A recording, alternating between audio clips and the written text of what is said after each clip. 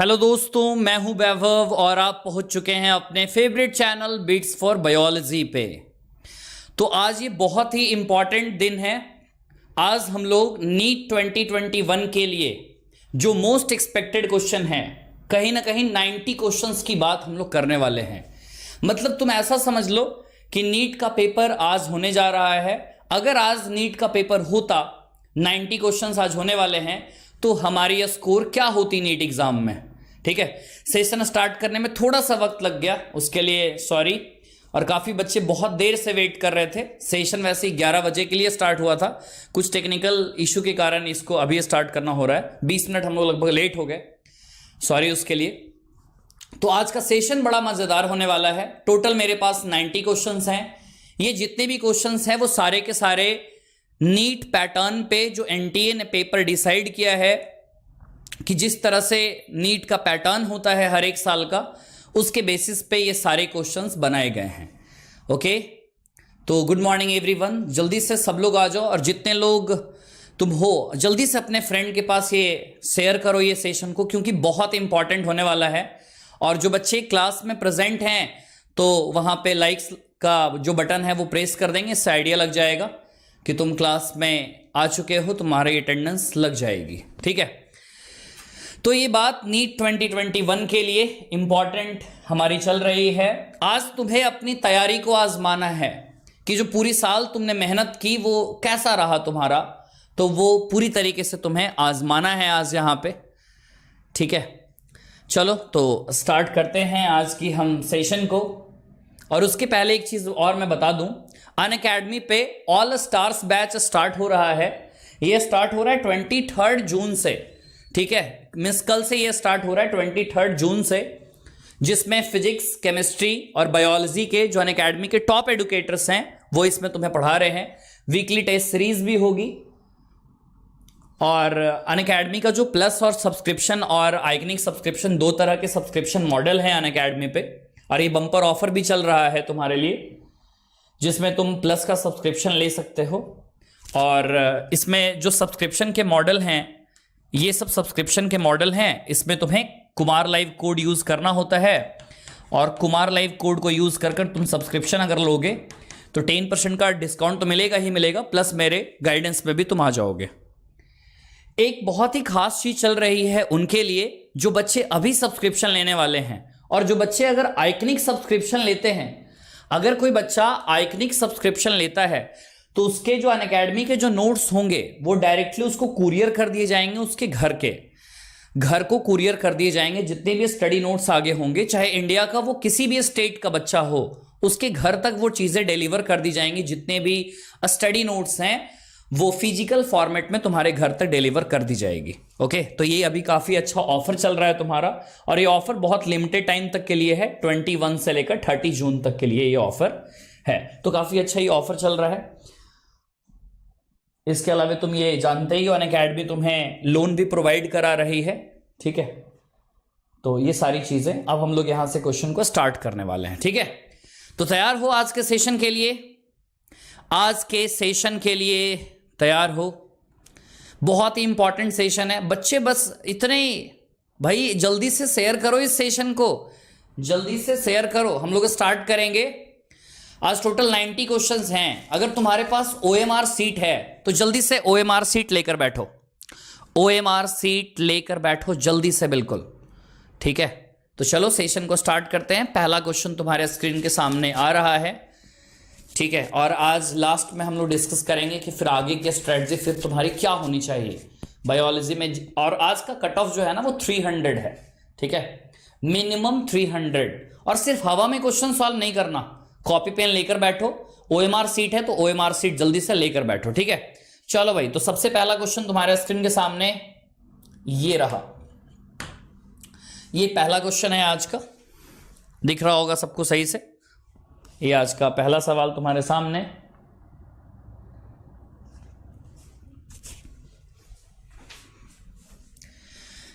The chances of fertilization are very high during which days of menstrual cycle? menstrual cycle के कौन से दिनों में अगर बात करें फर्टिलाइजेशन की जो रेट होती है वो बहुत हाई होती है। जल्दी से आंसर बस बताते चलो, सारे इंपॉर्टेंट क्वेश्चंस हैं।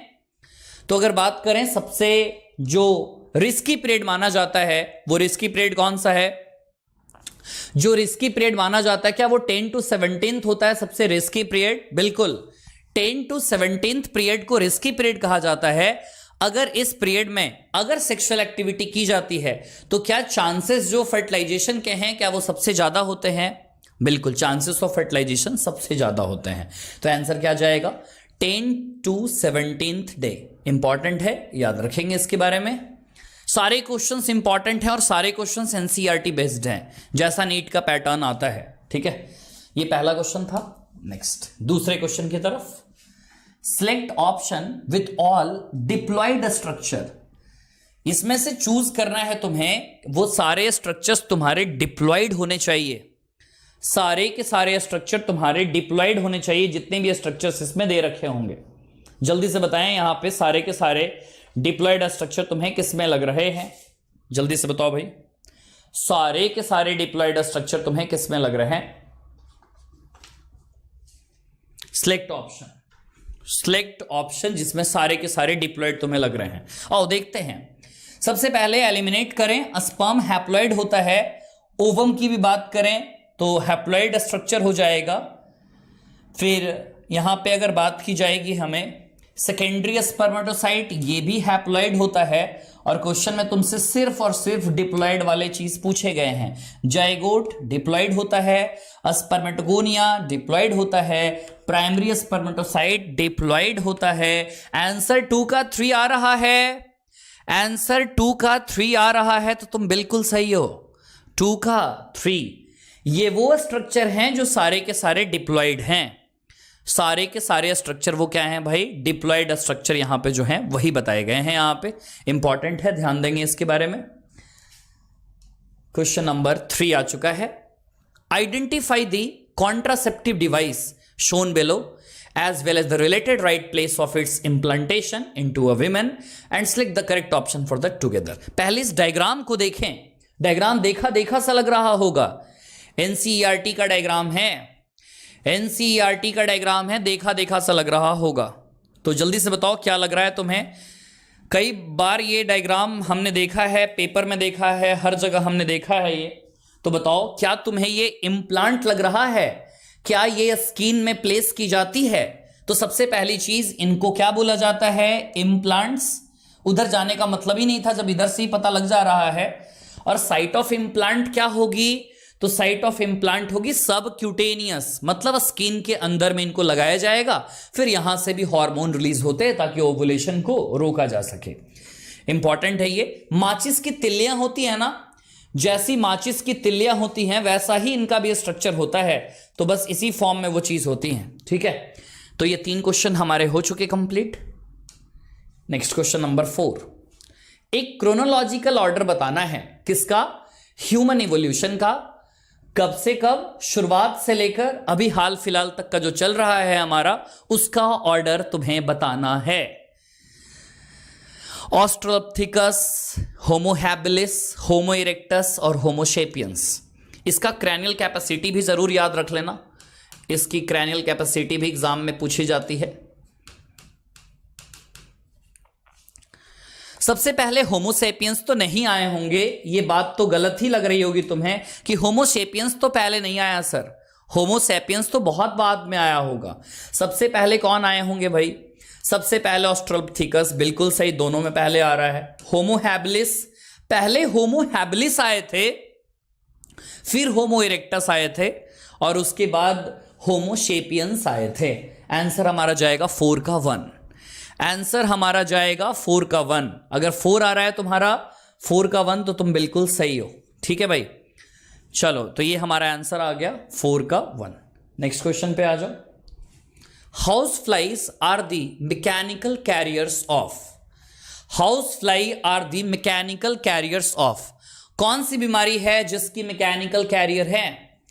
House fly are the mechanical carrier of. यहां पे तो अलग ही है। मलेरिया की बात करें तो यहां पे तो अलग है। प्लाज्मोडियम का जो चल रहा है वो फीमेल एनाफ्लीज से चल रहा है। कॉमन कोल्ड अलग वायरल डिजीज है, प्लेग की बात करें तो बैक्टीरियल डिजीज है। यहां पे क्या अमीबियासिस लग रहा है? अमीबियासिस होगा ना, इंपॉर्टेंट है, याद रखना। अमीबिक डाइसेंट्री भी इसको कहा जाता है। कोई बच्चा मुझे बताएगा प्लेग जो है वो कौन से बैक्टीरिया से हो रहा है? अगर प्लेग की बात करें वो कौन से बैक्टीरिया से प्लेग फैल रहा है? जल्दी से बताओ, प्लेग कौन से बैक्टीरिया से फैल रहा है? तो पैस्चुरेला पेस्टिस भी कहते हैं और इसे ही एर्शेनिया पेस्टिस भी कहते हैं। कॉमन कोल्ड की बात करें, राइनोवायरस होता है। मलेरिया में प्लाज्मोडियम तो जानते ही हैं सब लोग। अच्छा, एक मुझे बताना कि जब जिसको मलेरिया होती है तो जब फीवर आती है ना, उस समय चिलिंग भी काफी होती है। तो जब चिल बिल्कुल ठंडा ठंडा कूल कूल लगता है तो वो कौन से केमिकल के कारण ऐसा हो रहा है कि चिलिंग, हाई फीवर वगैरह वो आ रही है और कोल्ड वगैरह लग रहा है? हीमोजॉइन इंपॉर्टेंट केमिकल है, नाम याद रखना। चलो नेक्स्ट क्वेश्चन पे आ जाओ।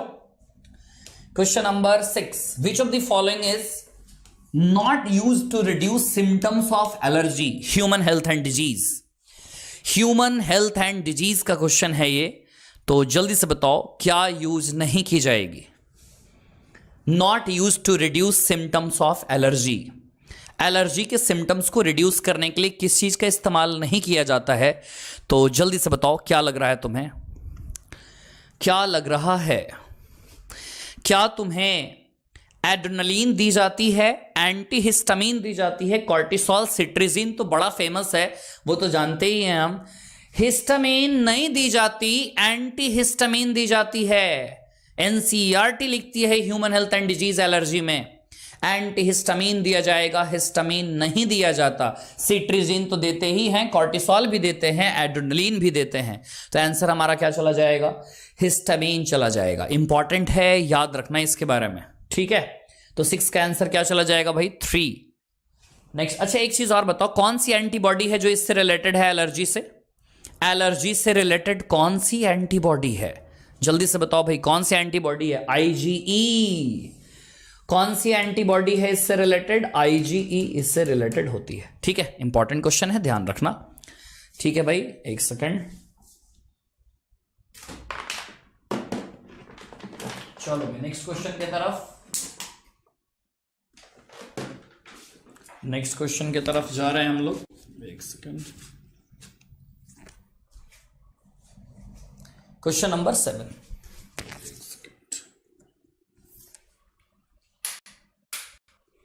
क्वेश्चन नंबर 7 इंपॉर्टेंट है, ध्यान देना इस क्वेश्चन पे। क्वेश्चन नंबर 7, चलो भाई जल्दी से बताओ। क्वेश्चन नंबर 7, अग्नि परीक्षा क्रैश कोर्स आगे कंटिन्यू रहेगी, वन शॉट के फॉर्म में यूट्यूब पे जरूर आएगी, वो चिंता मत करो। Which type of tumour so metastasis, cancer की बात मतलब की गई है। मेटास्टैसिस, क्या बिनाइन ट्यूमर अपने लोकेशन पे रहती है? Malignant, M for malignant, M for metastasis. कहते हैं ना most feared property of cancer, cancer की सबसे भयानक प्रॉपर्टी मानी जाती है ये। आंसर क्या हो जाएगा तुम्हारा? आंसर क्या हो जाएगा? Malignant tumour. बिनाइन ट्यूमर वो मस्से होते हैं जो अपने लोकेशन पे रहते हैं, कहीं भी फैलते नहीं हैं, तो वो चीज होती है मैलिग्नेंट ट्यूमर की बात होगी। ओके, चलो भाई नेक्स्ट क्वेश्चन में आ जाओ। Fatty liver syndrome is associated with, fatty liver syndrome, कौन सा सिंड्रोम का बात चल रहा है? फैटी लीवर सिंड्रोम की बात चल रही है, जल्दी बताओ। Fatty liver syndrome is associated with alcoholism, drug abuse, smoking और drug addiction. Fatty liver syndrome, क्या अगर कोई इंसान ज्यादा से ज्यादा अल्कोहल का इंटेक करता है तो क्या फैटी लीवर सिंड्रोम के केस देखे जा सकते हैं? ये तुमने पढ़ा होगा ये चीज। तो फैटी लीवर सिंड्रोम की बात करेंगे तो क्या आ जाएगा? अल्कोहलिज्म आ जाएगा। इंपॉर्टेंट है, ध्यान रखना, ठीक है? Alcoholism. Next question number 9, which of the following is not a digestive gland? Digestive gland इनमें से कौन सा नहीं है? पैरोटिड, पैनक्रियाज, लीवर और pairs patches. Which of the following is not a digestive gland? Parotid gland का तो समझ में आता है, सैलेवरी ग्लैंड है, सलाइवा निकलेगा तो डाइजेशन में तो जरूर हेल्प करेगा, ठीक है? पैनक्रियाज की बात करें, पैनक्रेटिक जूस निकलेगा तो जरूर हेल्प करेगा ही करेगा। लीवर से बाइल जूस निकलता है, इमल्सिफिकेशन में हेल्प करेगा, डाइजेशन में तो हेल्प करेगा ही, लेकिन पेयर्स पैचेस का कोई रोल नहीं होता है। अगर डाइजेशन से रिलेटेड की बात करें तो इनका कोई रोल होता नहीं है। मुझे बताओ इनमें चारों में से, चलो पेयर्स पैचेस को तुम हटा भी दो, इन तीनों में से ऐसा कौन सा ग्लैंड है यहां पे जिसमें से जूस तो निकलेगा लेकिन उस जूस में एंजाइम्स नहीं होंगे? जूस तो निकलेगा लेकिन उस जूस में एंजाइम देखने को नहीं मिलेगा। जूस में एंजाइम देखने को किस में नहीं मिलेगा? लीवर का जो बाइल जूस होता है, बाइल जूस में हमें एंजाइम नहीं देखने को मिलता है। याद रखना, इंपॉर्टेंट चीज है। 9 का क्या हो जाएगा? 3। Question number 10, if passage of bile from liver to gall bladder is blocked results in. If passage of bile from liver, liver से बाइल जूस निकलती है, गॉल ब्लैडर में जाकर वो कंसंट्रेट होती है। अगर वो चीज ब्लॉक हो जाती है तो फिर क्या प्रॉब्लम क्रिएट होगा? अगर वो चीज ब्लॉक हो जाती है तो फिर क्या प्रॉब्लम क्रिएट होगा? जल्दी से बताओ। फिर कौन सी प्रॉब्लम यहां पे देखने को मिलेगा? गॉल ब्लैडर स्टोन मिलेगा क्या? यूरेमिया मिलेगा क्या? लीवर सिरोसिस मिलेगा क्या? जॉन्डिस मिलेगा क्या? क्या देखने को मिलेगा हमें? जल्दी से बताओ। क्या हमें जॉन्डिस देखने को मिलेगा? जॉन्डिस में यही होता है ना, लीवर से जो निकली हुई बाइल जूस है उसमें बिलीरुबिन, बिलीवर्डिन है। अगर ये केमिकल्स डिपॉजिट होते हैं हमारे गॉल ब्लैडर में तो वो कंसंट्रेट हो जाएगा, और कंसंट्रेट अगर होता है, अगर वो चीज इकट्ठा रह गया हमारे लीवर में ही इकट्ठा रह गया तो फिर प्रॉब्लम क्रिएट करेगा, जॉन्डिस होगा। और तुम जानते हो बिलीरुबिन, बिलीवर्डिन कलर कैसा? येलो। तो अगर हमारे वो ब्लड में चलता चला जाएगा तो क्या हमारे आंखों का कलर येलो, हमारे नेल्स का कलर येलो, स्किन पीले पड़ते हैं। ठीक है, जॉन्डिस ज्यादा अगर सीवियर केस हो तो डेथ भी हो जाती है जॉन्डिस के केस में। 10 क्वेश्चन कंप्लीट हो चुके हैं। आउट ऑफ 10 कितना आ रहा है? टोटल ऐसे ही 90 क्वेश्चंस करने हैं हमें। 10 क्वेश्चन कितना आ रहा है? टोटल 10 क्वेश्चंस हमारे हो चुके हैं। अगर 10 क्वेश्चन में सही तुम्हारा लगभग 8, 9, 10 है तो सही है। अब बाकी सीखने का तुम्हें है, सीखना जरूर है तुम्हें। और सबसे जरूरी चीज क्या है ना, तुम्हारे मार्क्स कितने भी आ जाएं वो मैटर नहीं करता, तुम सीख रहे हो या नहीं। और अभी से तुम अपने आप को ऑब्जर्व करोगे कि पेपर अगर आज के दिन होता 360 मार्क्स की अगर बात करें तो 360 में कितने मार्क्स आते, और मुझे कौन कौन से वो एरिया हैं जहां पर हमें ध्यान देने की जरूरत होगी। ठीक है, तो सिर्फ थियरी पढ़ने से सिलेक्शन नहीं हो जाता, क्वेश्चंस बहुत करने होते हैं तब जाकर सिलेक्शन होता है। टॉपर्स ने लगभग, मानकर चलो टॉपर्स ने लगभग 50,000 से ज्यादा क्वेश्चन प्रैक्टिस कर रखे होते हैं फिजिक्स, केमिस्ट्री, बायोलॉजी का। कोई भी टॉपर अगर बना है वो नीट का तो उसने 50,000 से ज्यादा क्वेश्चन प्रैक्टिस कर रखे हैं। मैंने ही कई सारे टॉपर का इंटरव्यू लिया है तो सबने बताया, किसी ने बोला तो 1-1 लाख तक क्वेश्चन बोले हैं कि मैंने 2 साल के अंदर 1-1 लाख क्वेश्चन प्रैक्टिस किए हैं। क्वेश्चन प्रैक्टिस करने से कॉन्सेप्ट समझ में आता है कि कैसा चल रहा है। आ जाओ 11 नंबर में। रिफ्लेक्स आर्क पूछी गई है तुमसे, रिफ्लेक्स आर्क पूछी गई है। जल्दी से बताओ। स्टिमुलस को पास कराएंगे सबसे पहले कौन रिसीव करेगा, सेंसरी या मोटर? सबसे पहले स्टिमुलस को पास कराया गया तो स्टिमुलस को सबसे पहले सेंसरी ने रिसीव किया, सेंसरी के बाद मोटर ने, मोटर के बाद रिस्पॉन्स किया जाएगा। क्या ये बात बिल्कुल सही है? जल्दी बताओ भाई। बिल्कुल सही है ये। तुम्हारा आंसर फर्स्ट आ रहा है तो तुम बिल्कुल सही हो। अगर तुम्हारा आंसर फर्स्ट आ रहा है तो तुम बिल्कुल सही हो। बहुत अच्छा भाई। नेक्स्ट आगे बढ़ते हैं, अगले क्वेश्चन की तरफ हम लोग चले आगे। नेक्स्ट क्वेश्चन आ चुका है, ये बड़ा अच्छा सा क्वेश्चन है। देखो जरा, कॉन्सेप्ट तुम्हें मालूम होना चाहिए। व्हाइट मैटर और ग्रे मैटर एनसीईआरटी ने दे रखा है। 2-3 लाइनें व्हाइट मैटर ग्रे मैटर के बारे में। व्हाइट मैटर ग्रे मैटर के बारे में 2-3 लाइनें हैं एनसीईआरटी में, तो जल्दी से बताएं क्या लग रहा है, क्या लग रहा है? जल्दी से बताओ। बड़ा अच्छा क्वेश्चन है। क्या लग रहा है भाई? क्या लग रहा है इसके बारे में? कौन सा होगा? क्या है क्वेश्चन? पहले क्वेश्चन सिंपल सा पढ़ लो। क्या ये रिप्रेजेंट कर रहा है? जी यहां पे ग्रे मैटर, डब्ल्यू यहां पे व्हाइट मैटर बोला जा रहा है। ठीक है, तो बताना है A represents arrangement in which grey matter is outside and white matter is also outside. नहीं भाई, ऐसा तो बता ही नहीं रहा है ना। ग्रे मैटर पेरीफेरी पे है, ये तो गलत हो गया हमारा साफ देखते ही। हमें याद होना चाहिए कि ऐसा अरेंजमेंट हमें देखने को कहां मिलेगा, ऐसा अरेंजमेंट सेरेब्रम में मिलेगा देखने को, और हमें सेरेबेलम में देखने को मिलेगा। ये अरेंजमेंट सारे बच्चों को याद होना चाहिए, अपने कॉपी में जरूर नोट कर लेना कि जो सेरेब्रम होता है और सेरेबेलम, यही दोनों चीजें हमारे लिए खास हैं। तो सेरेब्रम और सेरेबेलम की अगर बात करें तो इनमें ग्रे मैटर बाहर की तरफ होता है और व्हाइट मैटर अंदर की तरफ होता है। इंपॉर्टेंट है, ध्यान रखना, ठीक है। सिंपल सा चीज है, तो आंसर हमारा क्या चला जाएगा 2। ओके, चलो नेक्स्ट क्वेश्चन 30 नंबर, वो बस याद रखना था तुम्हें। ये बड़ा अच्छा क्वेश्चन, ऐसे क्वेश्चन कई बार नीट एग्जाम में रिपीट हुए हैं, सिर्फ फॉर्मेट यहां पर बदला हुआ है। जो फॉर्मेट है सिर्फ वो बदला हुआ है, बाकी सब कुछ सेम है। तो जल्दी से बताओ क्या लग रहा है तुम्हें। Dancer and a sports person are able to maintain their proper body position by using their internal sense of balance. Sensing of this sort of body's internal condition and position is performed by organ of Corti, Crista, Macula, otolithic organ. क्या सबका आ रहा है? Crista ampullaris, Crista ampullaris आ रहा है, जल्दी से बताओ। Crista ampullaris बहुत इंपॉर्टेंट है ये, Crista ampullaris।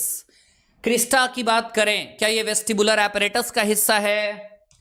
क्या ये वेस्टिबुलर एपरेटस का हिस्सा है? ऑर्गन ऑफ कॉर्टिया मेनली हियरिंग में काम करता है, और हम जानते हैं ये हमारा बैलेंसिंग में काम करता है। तुमसे पूछा जाए हमारे बॉडी में, तुमसे पूछा जाए हमारे बॉडी में बैलेंसिंग के लिए कौन सा पार्ट है, ईयर है या सेरेबेलम है, तो बात आती है दोनों है। मेजर काम कौन करता है? हमारा ईयर करता है। ईयर का प्राइमरी फंक्शन अगर तुमसे पूछा जाए, हियरिंग नहीं होता, वो बैलेंसिंग होता है। और बैलेंसिंग के लिए कौन रिस्पॉन्सिबल है? Vestibular apparatus. इंपॉर्टेंट है नाम, याद रखना, वेस्टिबुलर एपरेटस, ठीक है। जो बच्चे क्लास में प्रेजेंट है, अभी भी जस्ट आए हैं, जल्दी से लाइक दबा दो, पता चले हाँ तुम क्लास में प्रेजेंट हो, अटेंडेंस लग जाएगी तुम्हारी। क्वेश्चन नंबर 14 टिश्यू का क्वेश्चन है, animal tissue. Air sacs of lungs have, air sacs जो एल्वुलाई होती है, जो एयर सैक्स की बात करते हैं, जल्दी से बताओ। एयर सैक्स ऑफ लंग्स की बात की गई है, क्या मैं बोल सकता हूं वहां पे स्क्वाइमस एपिथेलियम है? कोई बच्चा मुझे बताएगा स्क्वाइमस एपिथेलियम। एनसीईआरटी 2 लोकेशन का जिक्र करती है, एक तो एयर सैक्स ऑफ लंग्स का, और एक और क्या है? एक और क्या है? एक और ब्लड वेसल्स की बात की जाती है। किसकी बात की जाती है? ब्लड वेसल्स की बात की जाती है। इंपॉर्टेंट है भाई, याद रखना, स्क्वाइमस एपिथेलियम, ठीक है। और एक और बताओ, वो कई बार क्वेश्चन एग्जाम में पूछा गया है, वो कौन सा एपिथेलियम है जो कि फैलोपियन ट्यूब में देखने को मिलेगा, ब्रोंकियोल्स में देखने को मिलेगा? जो मिलेगा फैलोपियन ट्यूब में, जो मिलेगा हमें ब्रोंकियोल्स में, जल्दी से बताओ क्या मिलेगा? फैलोपियन ट्यूब में, ब्रोंकियोल्स में, वो मिलता है सिलिएटेड एपिथेलियम। कौन सा? सिलिएटेड एपिथेलियम, वो चीज मिलेगा। इंपॉर्टेंट है। नेक्स्ट आ जाओ भाई, रीड दी फॉलोइंग स्टेटमेंट पूछा गया है। करेक्ट स्टेटमेंट कितने हैं? करेक्ट स्टेटमेंट कितने हैं, जल्दी से बताओ। करेक्ट स्टेटमेंट कितने हैं?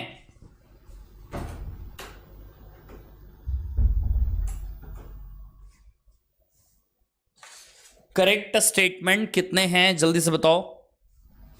जल्दी से बताओ भाई, करेक्ट स्टेटमेंट कितने लग रहे हैं तुम्हें? Read the following statements. In cockroach grinding of food part, अच्छा एक चीज छूट गया है, यहां पे गिजार्ड कर लो ना, गिजार्ड कर लो, गिजार्ड कर लो, यहां पे एक चीज छूट गया है, ठीक है, गिजार्ड कर लो। पहले जो ऑप्शन है ना, पहले ऑप्शन में गिजार्ड कर लो। Read the following statement. In cockroach grinding of food particles is performed by gizzard, ठीक है। पहला स्टेटमेंट तो सही लगा हमें। Malpighian tubules help in removal of urea. पहले तुम करो फिर बताते हैं, तुम करो फिर बताते हैं।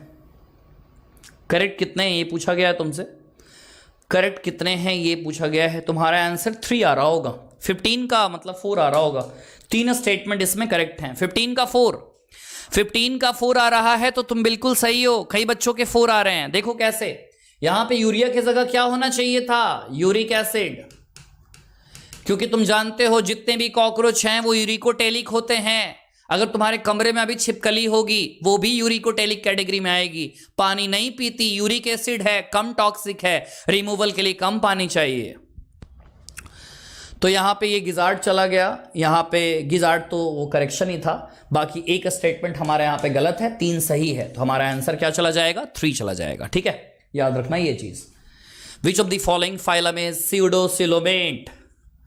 Which of the following phylum is pseudocoelomate? जल्दी से बताओ स्यूडोसिलोमेट कौन सा है?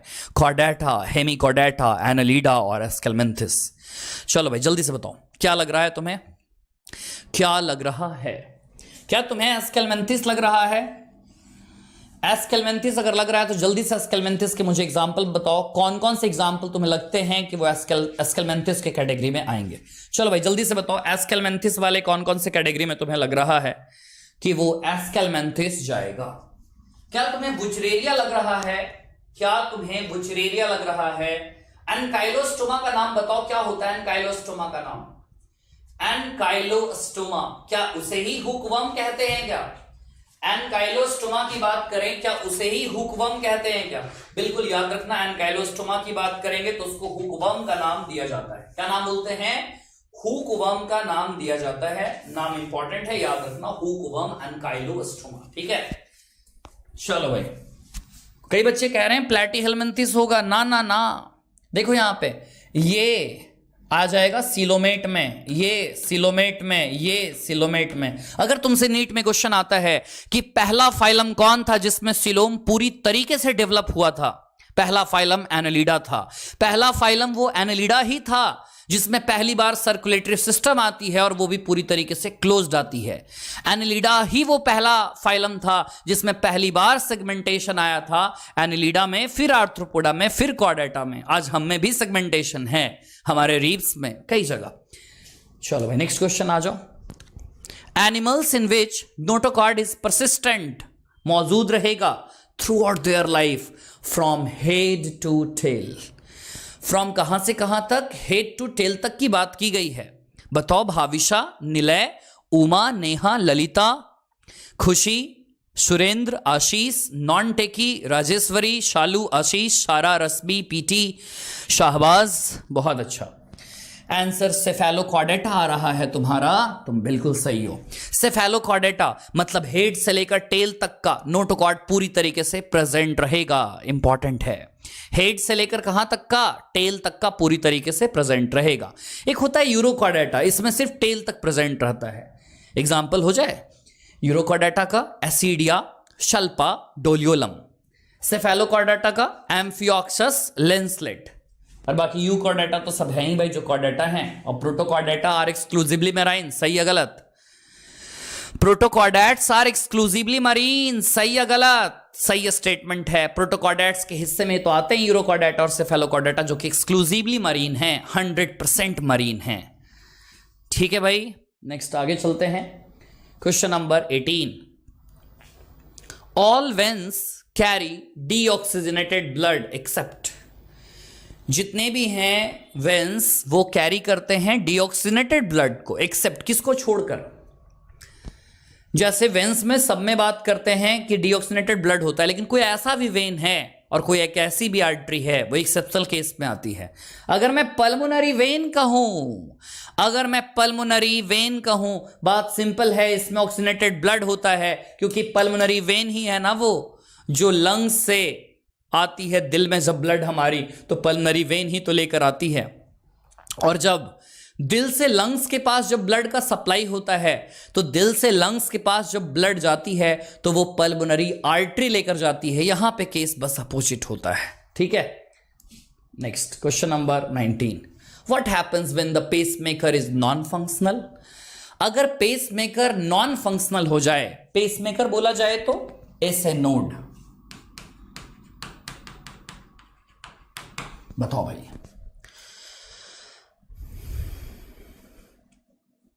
Pacemaker is non functional.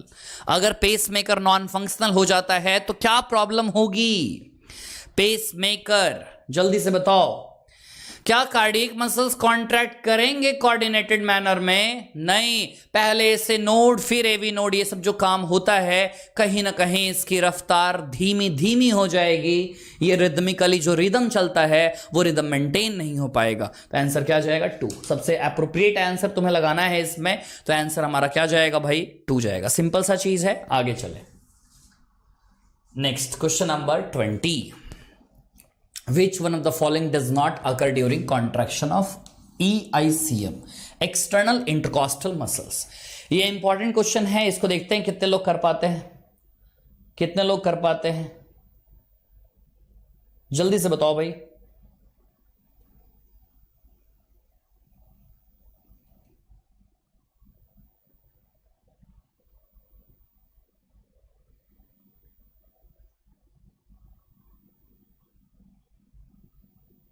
जल्दी से बताओ, क्या लग रहा है, क्या लग रहा है? जल्दी जल्दी जल्दी।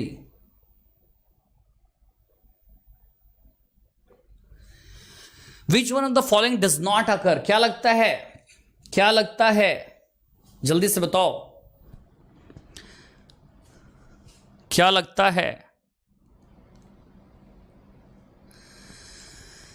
जल्दी से बताओ, क्या लग रहा है भाई, क्या लग रहा है? ऑप्शन नहीं दिख रहा है, ऑप्शन तो साफ दिख रहे हैं यार। आंसर अगर 4 आ रहा है तो तुम बिल्कुल सही हो। आंसर अगर 4, कई बच्चों का आ रहा है, 4 भी आ रहा है कई बच्चों का, कुछ बच्चों का ये आंसर आ रहा है 4, बस कुछ ही बच्चों का आ रहा है भाई 4, बस कुछ ही बच्चों का आंसर आ रहा है।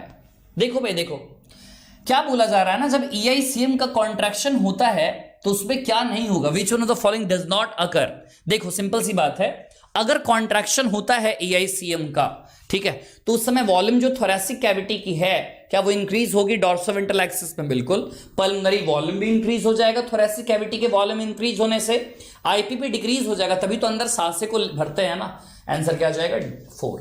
Expulsion of air from lungs, जब चीजें अंदर की तरफ भर रहे हैं तो एक्सपल्सन कैसे होगा लंग्स से एयर का? सोचकर देखो, कहीं ना कहीं क्या ये सारी बातें इंस्पिरेशन के बारे में बोली जा रही हैं? क्या ये सारी बातें इंस्पिरेशन के बारे में बोली जा रही हैं? ठीक है, सिंपल सी चीज है। ये ह्यूमन फिजियोलॉजी का क्वेश्चन है, ये 20 का 4। 20 क्वेश्चन कंप्लीट हो चुके हैं, 20 क्वेश्चंस कंप्लीट हो गए हैं। जल्दी से बताओ 20 में कितने आ रहे हैं तुम्हारे? 20 में कितने आ रहे हैं? फिर डायरेक्ट हम लोग रुकेंगे 50 पे, फिर 20 के बाद अब डायरेक्ट 50 पे रुकना है हमें। 20 में अगर तुम्हारा 15, 16, 17, 18 आ रहा है तो ठीक ठाक है, अच्छा चल रहा है। 20 क्वेश्चन करने में मजा आ रहा है या नहीं? पहले तो ये बताओ, क्वेश्चंस करने में मजा आ रहा है? मजा आ रहा है तो बिल्कुल सही है, ठीक है। बस तुम्हें देखना है कि 90 क्वेश्चंस के बाद तुम्हारे कितने आते हैं। चलो 21 से स्टार्ट करते हैं।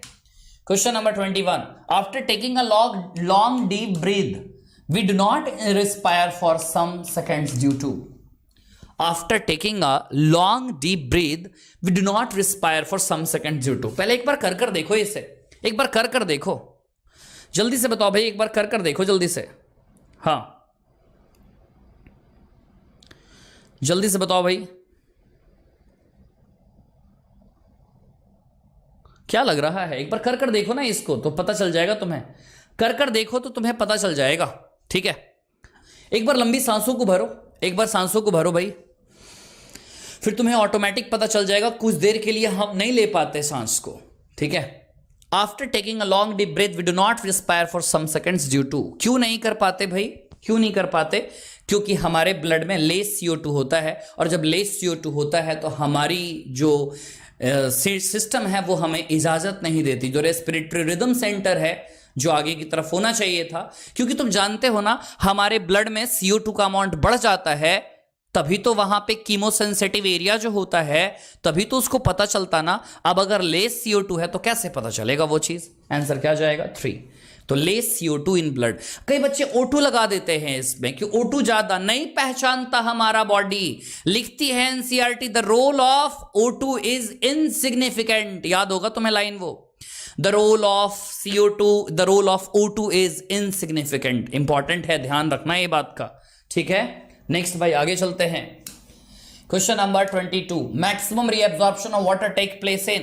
जल्दी से बताओ। मैक्सिमम रीएब्जॉर्प्शन जो पानी का है वो कहां होता है? Maximum reabsorption of water takes place in, तो इंटेस्टाइन वगैरह की तो बात यहां होगी नहीं। मैक्सिमम रीएब्जॉर्प्शन है ना, एब्जॉर्प्शन नहीं पूछा जा रहा तुमसे, रीएब्जॉर्प्शन। लूप ऑफ हेनलीज में तो कॉन्सेंट्रेट बनाने के लिए किया जाता है। मैक्सिमम की बात की जाए तो पीसीटी, प्रॉक्सिमल कॉन्वोलेटेड ट्यूबुल में किया जाएगा। पीसीटी यहां पे बात करेंगे, ये इंपॉर्टेंट चीज है, ध्यान रखना है इसका। 22 का आंसर फर्स्ट जाएगा। Next question, which one of the following blood vessels in mammals would normally carry the largest amount of urea? काफी फेमस क्वेश्चन है ये, काफी फेमस क्वेश्चन है। जल्दी से बताओ क्या लग रहा है तुम्हें आंसर। जो बच्चे अभी आए हैं जस्ट क्लास में, लाइक प्रेस कर दे, अटेंडेंस बना दो अपनी, लाइक को प्रेस कर कर। क्या है वो, जल्दी से बताओ क्या लग रहा है। हेपैटिक वेन लग रहा है तो तुम बिल्कुल सही हो। हेपैटिक वेन लग रहा है तो तुम बिल्कुल सही हो। हेपैटिक वेन ही वो ब्लड वेसल है जिसमें लार्जेस्ट अमाउंट ऑफ यूरिया मौजूद होता है। लार्जेस्ट अमाउंट ऑफ यूरिया, ध्यान रखना, फैक्ट है, डायरेक्ट याद रखना। Smooth muscle fibres, smooth muscle fibres के फीचर तुमसे पूछे गए हैं। स्पिंडल शेप होती है, टैपर्ड एंड होती है ना, स्पिंडल शेप, ये टैपर्ड एंड स्पिंडल है, ठीक है। अनब्रांचिंग मिलती, कोई ब्रांचिंग नहीं है इसमें, इनवॉलेंट्री है। यूनिन्यूक्लिएटेड तो है ही, समझ ही रहे हो तुम, आंसर 4 जाएगा। मुझे एक बात बताओ, ये चीज इनवॉलेंट्री है, कहां मौजूद होती होगी ये, कहां मौजूद होती होगी? इनवॉलेंट्री की बात कर रहे हैं हम लोग, इनवॉलेंट्री की बात बोली जा रही है, तो क्या हमारे ये इंटेस्टाइन में मौजूद होगी, हमारे स्टमक में मौजूद होगी? याद रखना, स्मूथ मसल वहां प्रेजेंट है जहां हमारा कंट्रोल नहीं चलता, इंपॉर्टेंट है। नेक्स्ट भाई आगे बढ़ते हैं, क्वेश्चन नंबर 25। बहुत सिंपल सा क्वेश्चन है, जल्दी से करो, बहुत ही सिंपल है।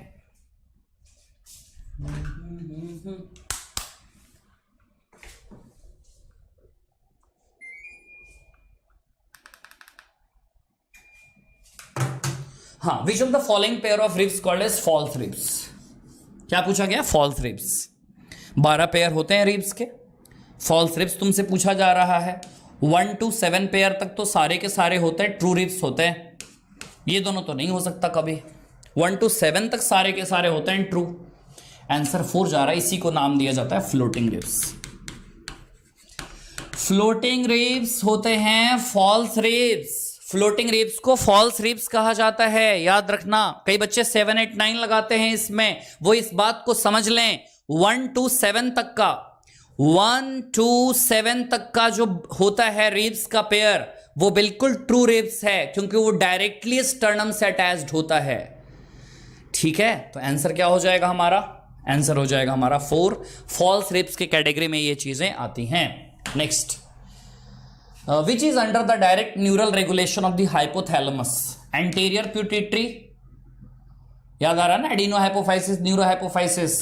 हाँ, ये दोनों तो हो ही नहीं सकता कभी, आना चाहिए आंसर तुम्हारा पोस्टीरियर पिट्यूटरी। पोस्टीरियर ही होगा जो डायरेक्ट न्यूरल कंट्रोल कॉग्निशन में होगा।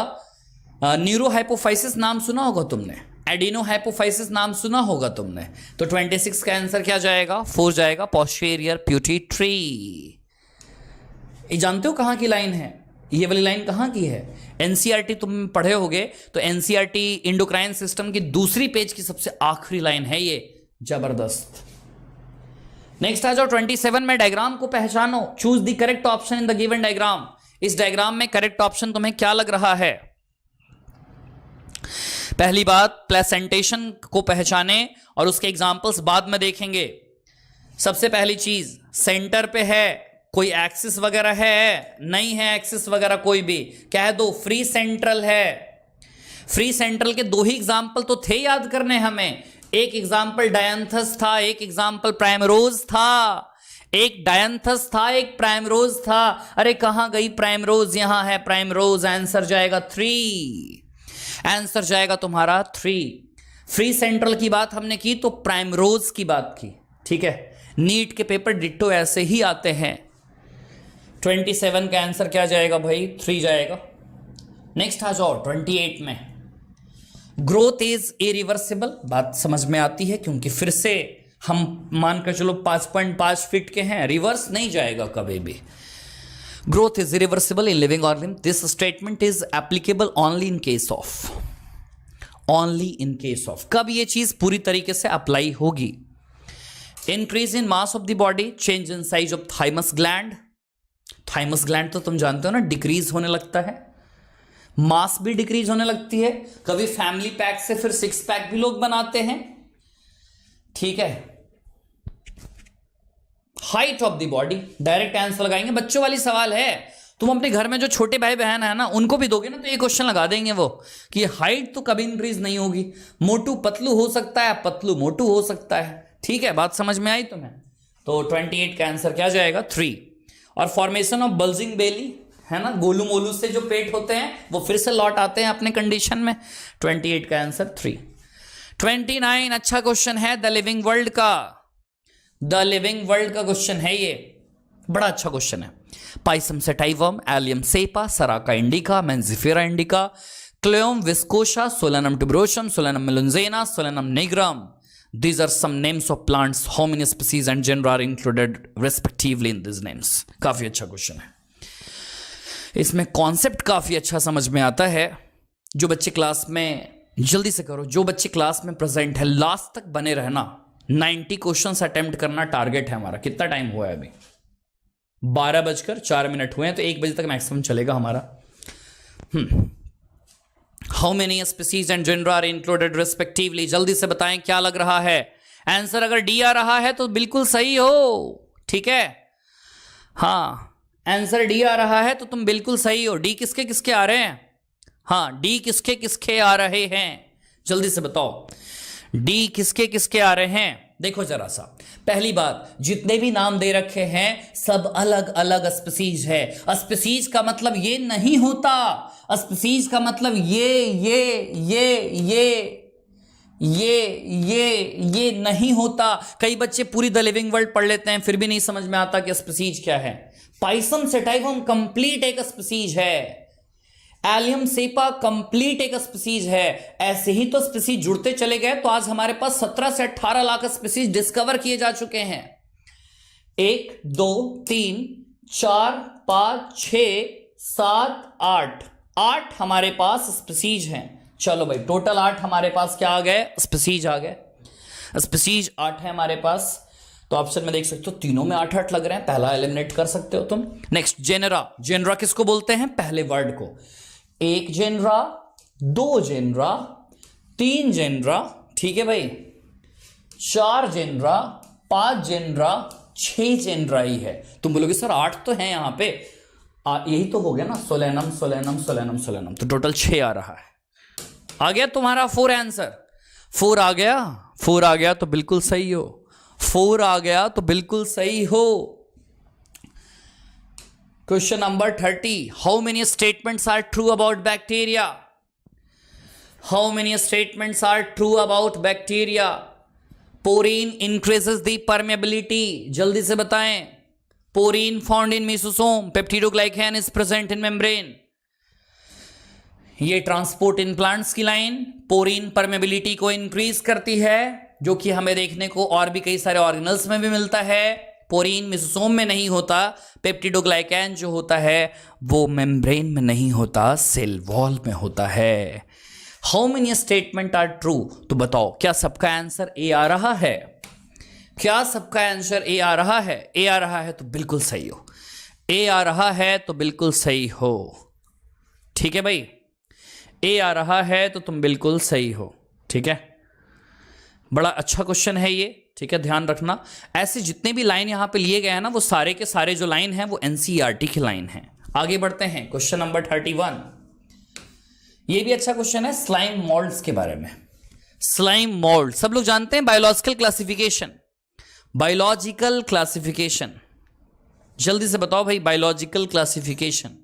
Which of the following characters are true for slime molds?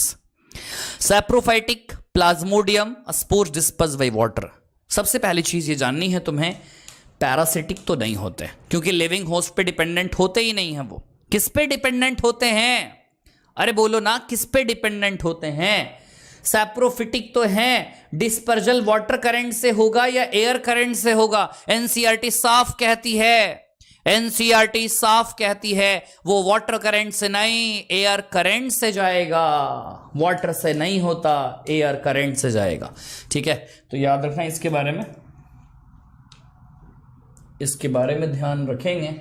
ठीक है, तो 31 का आंसर क्या चला जाएगा? 3। Okay, next question number 32 choose the incorrect statement. Incorrect statement को चूज करना है। Viruses are obligate parasites. Viruses can cause potato spindle tuber disease. जल्दी से बताओ, क्या ये वायरसेस काउज करते हैं या वायरॉइड काउज करता है? वायरसेस या वायरॉइड? क्या हो जाएगा? वायरॉइड हो जाएगा। Viroid causes potato spindle tuber disease. कोई बच्चा मुझे बताएगा वायरॉइड की डिस्कवरी किसने की और कब की? वायरॉइड की डिस्कवरी किसने की और कब की? बोलो भाई, वायरॉइड की डिस्कवरी किसने की? तो वायरॉइड की डिस्कवरी की है टीओ डाइनर ने। टीओ डाइनर ने डिस्कवरी की है, और कब की है? 1971 में की है। 1971 में की है। ठीक है, याद रखना इसके बारे में।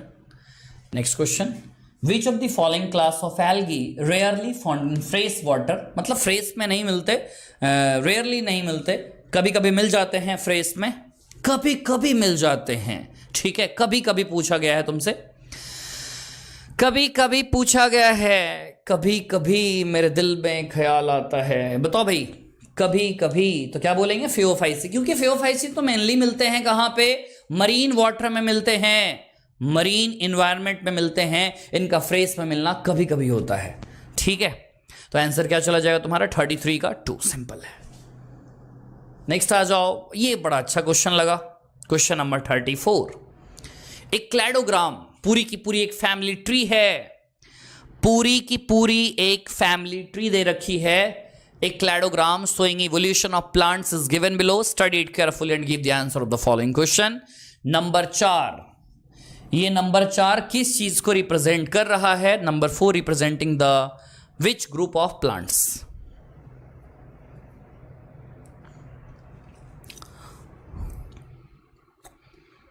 बताएं भाई, क्या लग रहा है?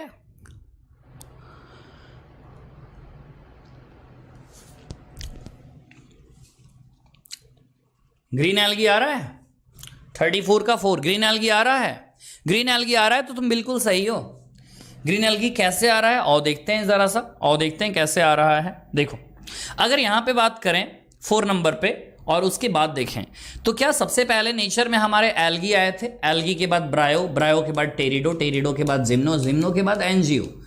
तो आगे बाकी बताया गया लीवरवर्ट और मॉसिस के बारे में। 5 में मॉसिस चला जाएगा। तो तुम समझ चुके होगे कि ब्रायोफाइट के पहले वाली चीज आनी है, क्योंकि इसके बाद तो ये सब आएंगे ना, जितनी भी चीजें आएंगी। और इम्ब्रियो भी सबसे पहले ब्रायोफाइट में ही आता है। तो उसके नीचे कौन रहा होगा जिसमें क्लोरोफिल ए और बी है? सोचकर बताओ, जल्दी से बताओ, सोचकर बताओ, ए और बी किसमें होता है?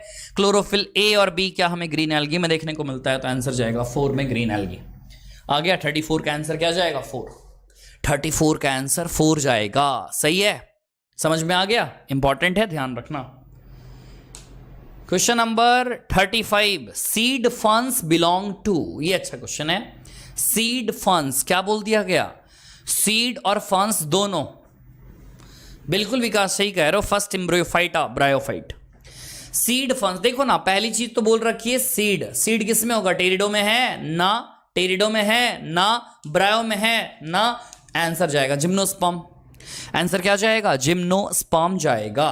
तो ओवरऑल हमारा सीड फंड्स अगर बात करें जिम्नोस्पर्म। कई बच्चे पहली बार सुन रहे होंगे, याद रखेंगे इस चीज को, सीड फंड्स की बात तो जिम्नोस्पर्म। ठीक है, नेक्स्ट आ जाओ भाई आगे। Superior ovary is found in. Superior ovary is found in, याद करो ना, hypogynous. Hypogynous, mustard, China rose और brinjal. Mustard, China rose, brinjal. Answer क्या आएगा? China rose. सुपीरियर ओवरी किस में मिलेगा? China rose. कुकुम्बर में एपिगाइनस मिलती है, याद आ रहा होगा। गुआवा की बात करें, एपिगाइनस मिलती है। प्लम रोज पीच में पेरीगाइनस मिलती है। ठीक है छोटू, तो 36 का आंसर हमारा 3। आगे आओ 37, lily family does not show. Lily lily lily Liliaceae family, Liliaceae, lily family कहते हैं इन्हें, लिली फैमिली कहते हैं इन्हें। बताओ सुपीरियर ओवरी इज फाउंड इन, जल्दी से बताओ सुपीरियर ओवरी किस में मिलेगा भाई, मतलब lily family does not so, ठीक है। तो लिली फैमिली की बात करेंगे तो सुपीरियर ओवरी मिलती है, इंफीरियर गाइनोशियम यहां पे दे रखा है, तो गलत है ये पूरी तरीके से, ठीक है। तो लिली फैमिली में सुपीरियर ओवरी होना चाहिए, यहां पे इंफीरियर दे रखा है जो कि गलत है। बाकी टेपल्स वगैरह तो मिलते ही हैं, 3+3 एक्टिनोमॉर्फिक तो है ही, और एंडोस्पर्मस सीड तो मिलते ही हैं इसमें। एंडोस्पर्मस सीड का मतलब ये हुआ अभी एंडोस्पर्म कंज्यूम नहीं हुए हैं पूरी तरीके से, मोनोकॉट में एंडोस्पर्मस ही मिलता है। 38 यूजुअली मोर देन 6 एग्जार्च जाइलम, क्या बोला गया है, यूजुअली मोर देन 6 से ज्यादा, ऐसे 2 से 4 जो मिलते हैं ना वो मिलते हैं डाइकॉट में। खुद ही सोच लो, इतना हिंट तो मिल गया, जल्दी बताओ, जल्दी बताओ क्या लग रहा है तुम्हें। तो ये मिलेगा किसमें, मोनोकॉट रूट में। ये एनसीईआरटी की लाइन है, और डायग्राम भी देखोगे ना एनाटॉमी ऑफ फ्लावरिंग प्लांट्स में तो तुम्हें साफ मालूम चल जाएगा, ठीक है। तो मोर देन 6 इसमें देखने को मिलता है, मोनोकॉट रूट में देखने को मिलता है मोर देन 6, ठीक है। आगे बढ़ो, question number 39, which of the following is a redifferentiated tissue, ये भी एक अच्छा क्वेश्चन है। प्लांट ग्रोथ एंड डेवलपमेंट में बताया गया है रीडिफरेंशिएशन, डिफरेंशिएशन, डी डिफरेंशिएशन। तो बताओ जल्दी से क्या लग रहा है, बोलो भाई क्या लग रहा है। रीडिफरेंशिएटेड टिश्यू, क्या फेलोडर्म आ रहा है सबका, फेलोडर्म आ रहा है सबका। Which of the following is a redifferentiated tissue, तो क्या बोलेंगे, फिलोडर्म की बात होगी। किसकी बात होगी भाई, फिलोडर्म की बात होगी। फिलोडर्म एक रीडिफरेंशिएटेड टिश्यू है, इसके लिए पढ़ेंगे प्लांट ग्रोथ एंड डेवलपमेंट का एक पूरा का पूरा पैराग्राफ है।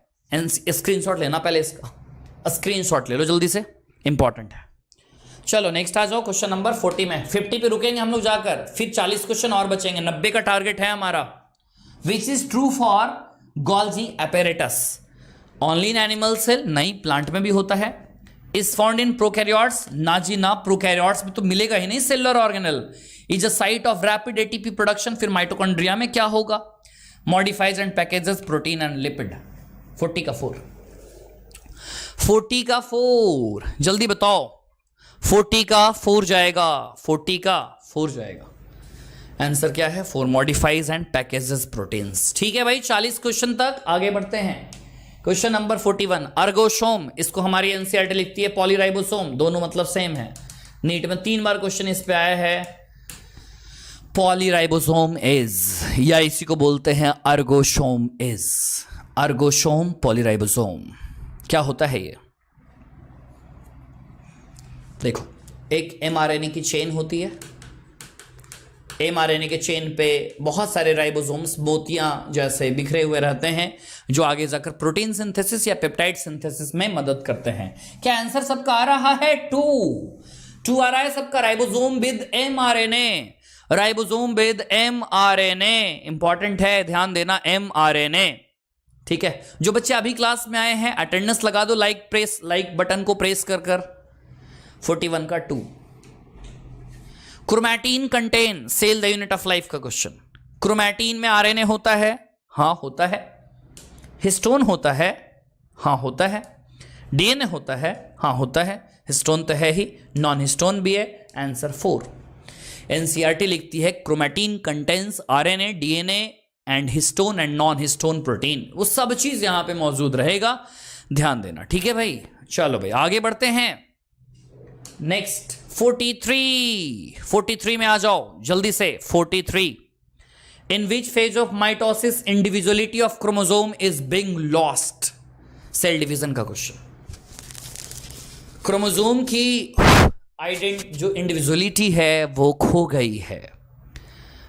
In which phase of mitosis individuality of chromosome, मतलब क्रोमोसोम ने अपनी पहचान खोकर खुद क्रोमैटिन बन गया।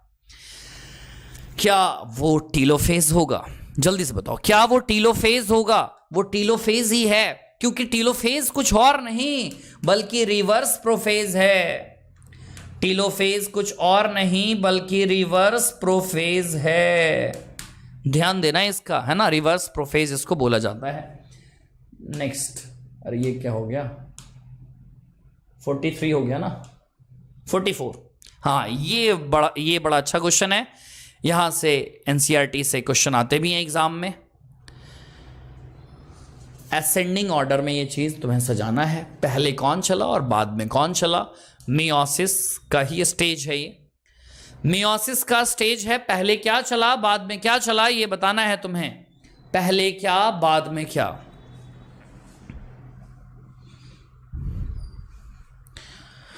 सबसे पहले क्रोमोसोम अगर पास में आते हैं तो बाइवेलेंट बोला जाता है उनको, जिनको डायड टेट्राइड के नाम से आगे जानेंगे हम।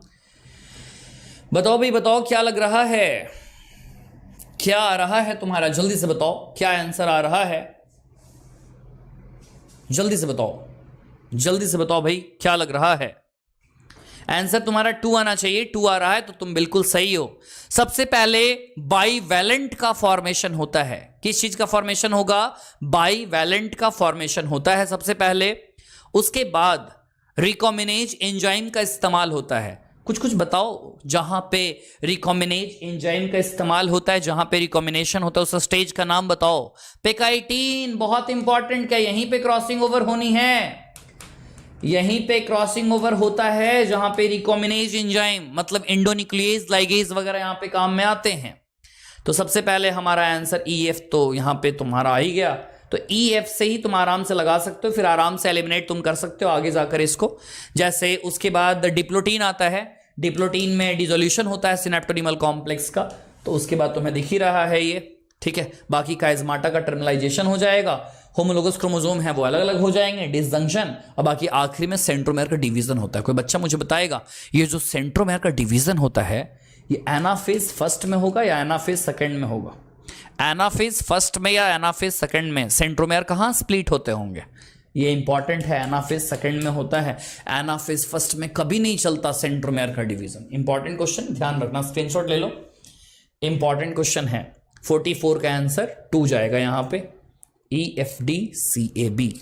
वो याद है ना सबको, लालू जाए प्लेन से दीपिका देखे, लेप्टोटीन जाइगोटीन पैकेटिन डिप्लोटीन डायाकाइनेसिस, हाँ ये वाली चीज याद रखनी है।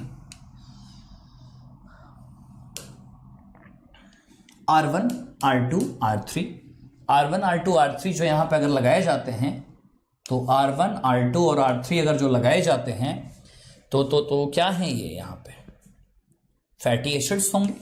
क्या होंगे ये, फैटी एसिड्स होंगे। जो यहां पे लगाए जा रहे हैं वो फैटी एसिड्स हैं, ठीक है, इंपॉर्टेंट है, ध्यान देना। फैटी एसिड्स यहां पे लगाए जाते हैं। एनसीईआरटी की डायग्राम है बायोमोलिक्यूल्स की 4थी पेज की, बायोमोलिक्यूल्स का 4th पेज का सारा डायग्राम इंपॉर्टेंट है। 46 to be a carbohydrate compound should have at least कितने कार्बन होने चाहिए, एट लीस्ट कितने कार्बन होने चाहिए बताओ। एट लीस्ट 3 कार्बन तो होने ही चाहिए, 3 कार्बन तो उसके पास होने ही चाहिए, ठीक है। हाँ भाई 3 कार्बन तो उसके पास होने ही चाहिए, 3 कार्बन से आराम से वो चीज का फॉर्मेशन हो सकता है। Which one is diamino monocarboxylic amino acid. ये भी काफी अच्छा क्वेश्चन है, ये जब स्ट्रक्चर देखोगे तो उससे ही पहचान में ये चीज आएगा कैसा उसका स्ट्रक्चर है, कैसे उसका फॉर्मेशन हुआ है। तो बताओ जल्दी से क्या लग रहा है तुम्हें। लाइसीन है, तो क्या लाइसीन, एक लाइसीन आर्जिनिन के बारे में जानते हो तुम, अमीनो एसिड के कैटेगरी में ये जो आता है लाइसीन आर्जिनिन जो आता है, जहां पे बात करते हैं मॉलिक्यूलर बेसिस ऑफ इनहेरिटेंस में, तो इसमें diamino monocarboxylic amino acid इसका नाम होता है, ठीक है। इसका एक और नाम होता है, ये नाम इनके स्ट्रक्चर पे दिया गया है, उसमें 2 अमीनो ग्रुप होते हैं और बाकी कार्बोक्सिलिक वहां पे एक ग्रुप देखने को मिलता है, और ज्यादातर वहां जो होती है वो बेसिक चीजें होती हैं जिसकी वजह से लाइसिन बेसिक बना। 48, हाँ ये क्वेश्चन कहां का है मुझे कमेंट में बताना, पहले तुम आंसर लगाओ।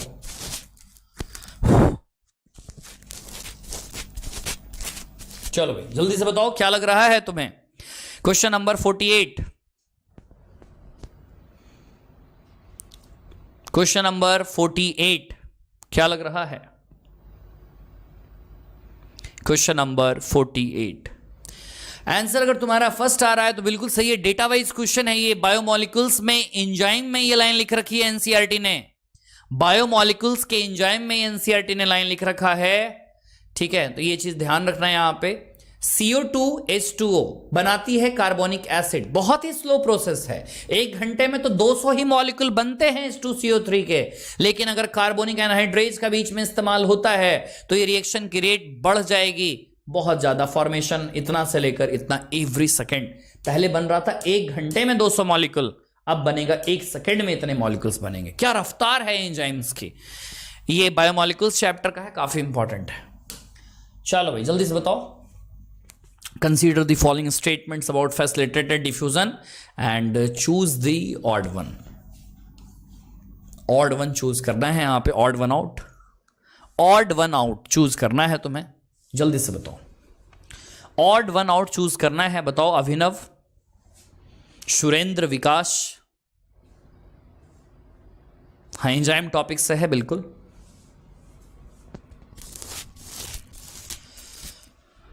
ऑड वन बोला गया है यहां पे, क्या होगा? It is sensitive to inhibitors. Inhibitors से सेंसिटिव ये चीज नहीं देखने को मिलती है। ट्रांसपोर्ट इन प्लांट्स का ये क्वेश्चन है, गलत स्टेटमेंट लिख रखा है यहां पे, और बाकी सारे स्टेटमेंट सही हैं। Concentration gradient must already be present. Water channels are different type of aquaporins, तुम जानते भी होगे। एटीपी की जरूरत यहां पे नहीं होती, ये भी बात सही है, क्योंकि ऑस्मोसिस में, डिफ्यूजन में, फैसिलिटेटेड डिफ्यूजन में क्या जरूरत है एटीपी की?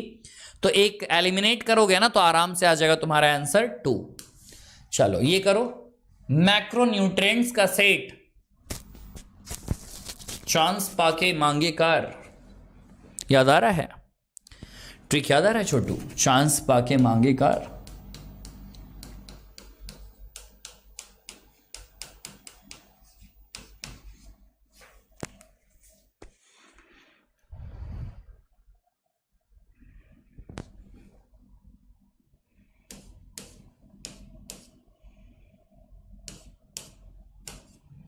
फिफ्टी का 4 आ रहा है तुम्हारा। चांस पाके मांगे कार।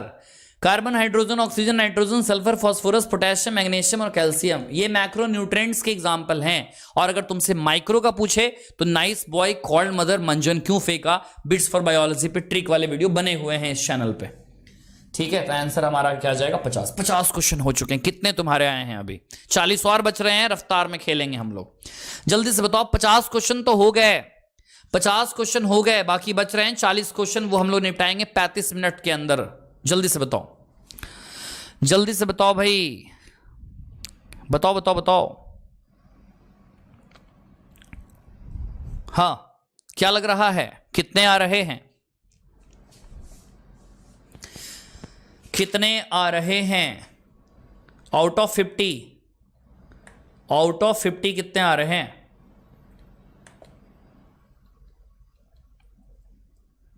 बहुत अच्छा।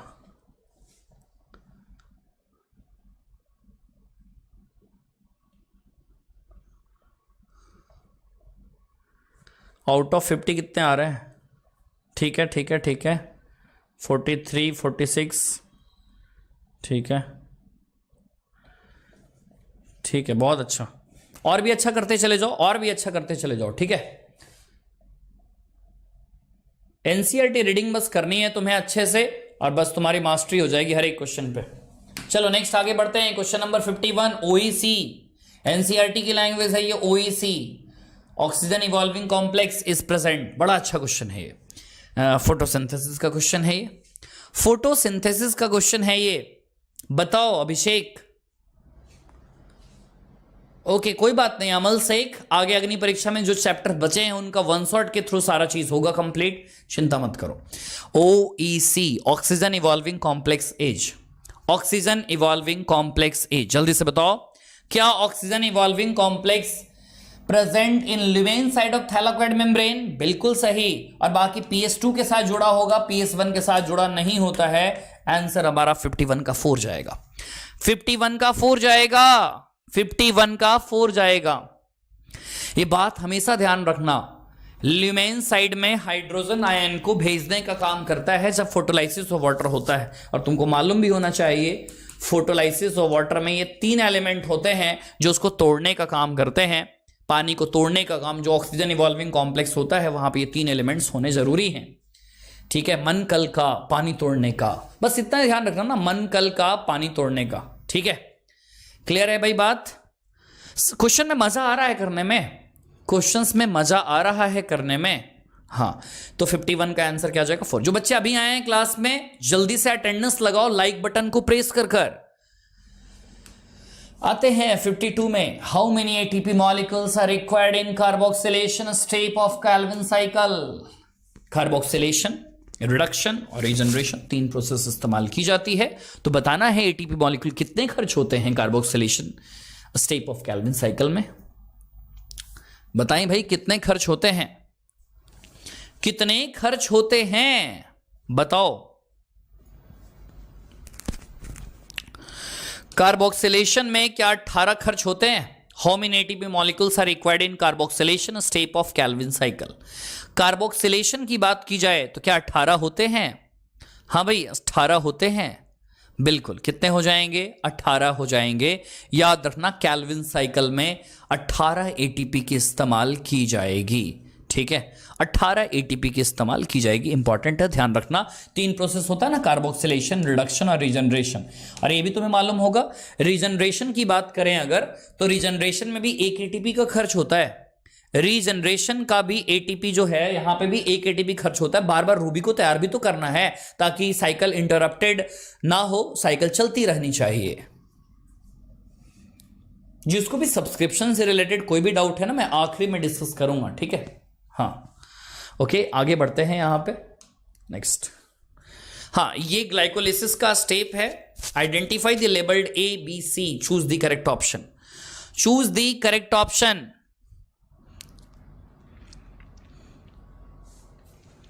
आखिरी में मकसद क्या है, पीजी, पीजी के बाद फॉस्फेनॉल पायरुवेट, फिर आखिरी में पायरुविक एसिड बनती है।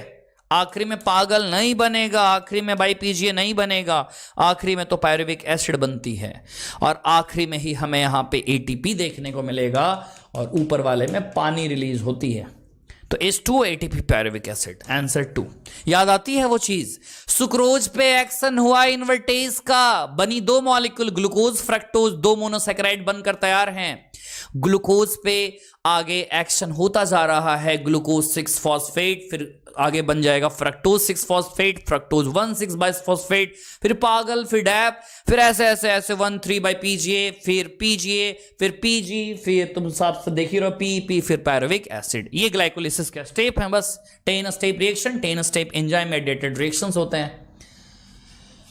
5 कार्बन कंपाउंड, 5 कार्बन कंपाउंड कौन है, जरा कार्बन के नंबर पहचानो, कार्बन के नंबर पहचानो। क्वेश्चन नंबर 54, जल्दी से बताओ।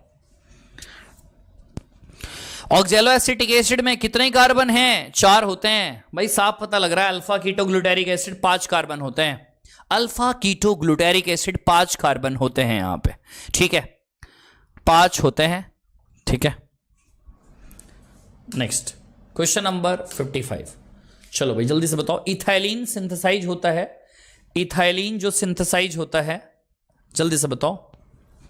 Ethylene is synthesised in large amounts by, large amount में जो होगी वो कहां से सिक्रीट होगी। इथाइलिन क्या वही है जो पकाने में सबसे ज्यादा इस्तेमाल की जाती है फ्रूट्स को, तो राइपनिंग फ्रूट से वो सबसे ज्यादा निकलेगी। कौन सा ऐसा केमिकल कंपाउंड है इथाइलिन का ही जो मार्केट में फेमस है, इथेफॉन, याद रखना।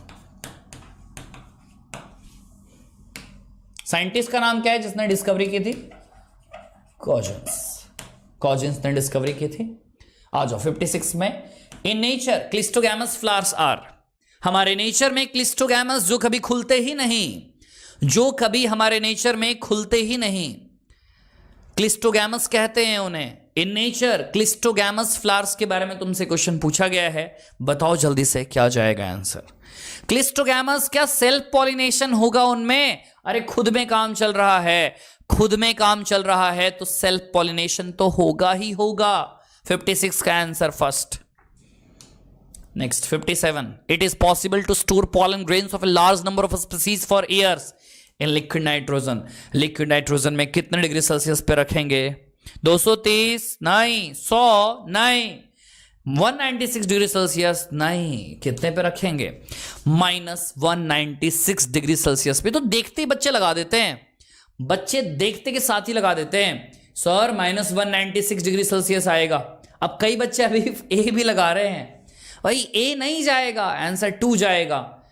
कई बच्चों को बर्दाश्त नहीं होता, देख लेते हैं कि भाई 196 आ गया तो आंसर तो यही जाएगा, माइनस में जाता है, ठंडी टेम्परेचर होगी। आओ 58 करो, एनसीईआरटी की डायग्राम सारी की सारी। Choose the correct option for a given diagram. बोलो बोलो बोलो, क्या क्या पहचानना है, देखो जरा, पहचानो पहचानो।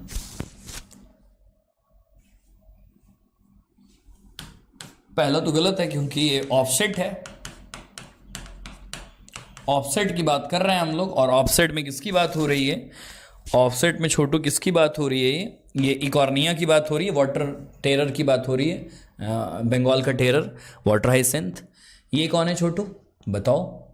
लीफ बर्ड्स ऑफ ब्रायोफिलम आ जाएगा तुम्हारा। ए स्टेम ट्यूबर है, पोटैटो ट्यूबर भी कह सकते हैं। बी में राइजोम है, बी में राइजोम है, बल्बिल नहीं होगा। बी में राइजोम है, बी में राइजोम है। सी में देखो भाई, नाम सिंपल सा लिख लेते हैं, ये अगेव बल्बिल है। बड़े बड़े ऑप्शन दे रखे हैं।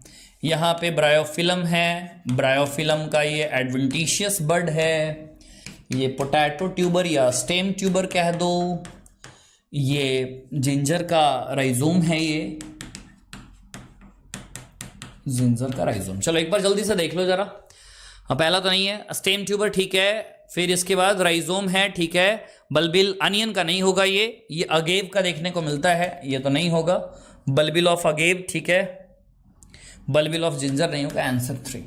58 का 3, 58 का 3 आ रहा है ना सबका? हाँ, बच्चे मुझसे जल्दी बना रखे हैं, बहुत अच्छा। 58 का आंसर क्या जाएगा? 3 जाएगा आंसर, ठीक है। एनसीईआरटी की डायग्राम रिप्रोडक्शन इन ऑर्गेनिज्म की।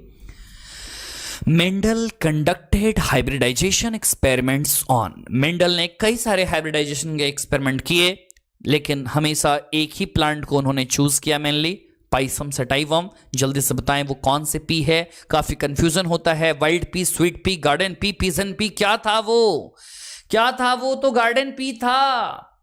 क्या था वो? गार्डन पी था। इंपॉर्टेंट है, गार्डन पी की बात करेंगे हम लोग। 58 का 3। Next 60। A eukaryotic mRNA and protein is synthesized are shown in given figure.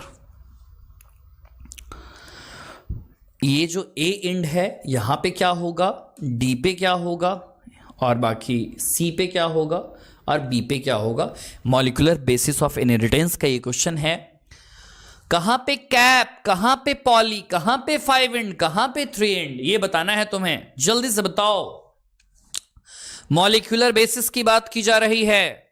क्या यहां पे 5 इंड होगा? क्या यहां पे 3 इंड होगा? क्या तो 5 3 तुम्हें मालूम चल गया, 5 3 मालूम चल गया, तो 2 ऑप्शन तो एलिमिनेट हो ही गए। अभी भी तुम जल्दी से बताओ क्या लग रहा है तुम्हें? अभी भी तो ऑप्शन बहुत सारे एलिमिनेट हो चुके हैं।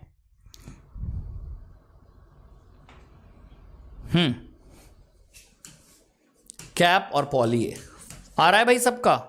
देखो, ए का 5 2 एलिमिनेट करो, बी का कैप आ गया भाई आंसर हमारा। 60 का 3, 60 का क्या आएगा भाई?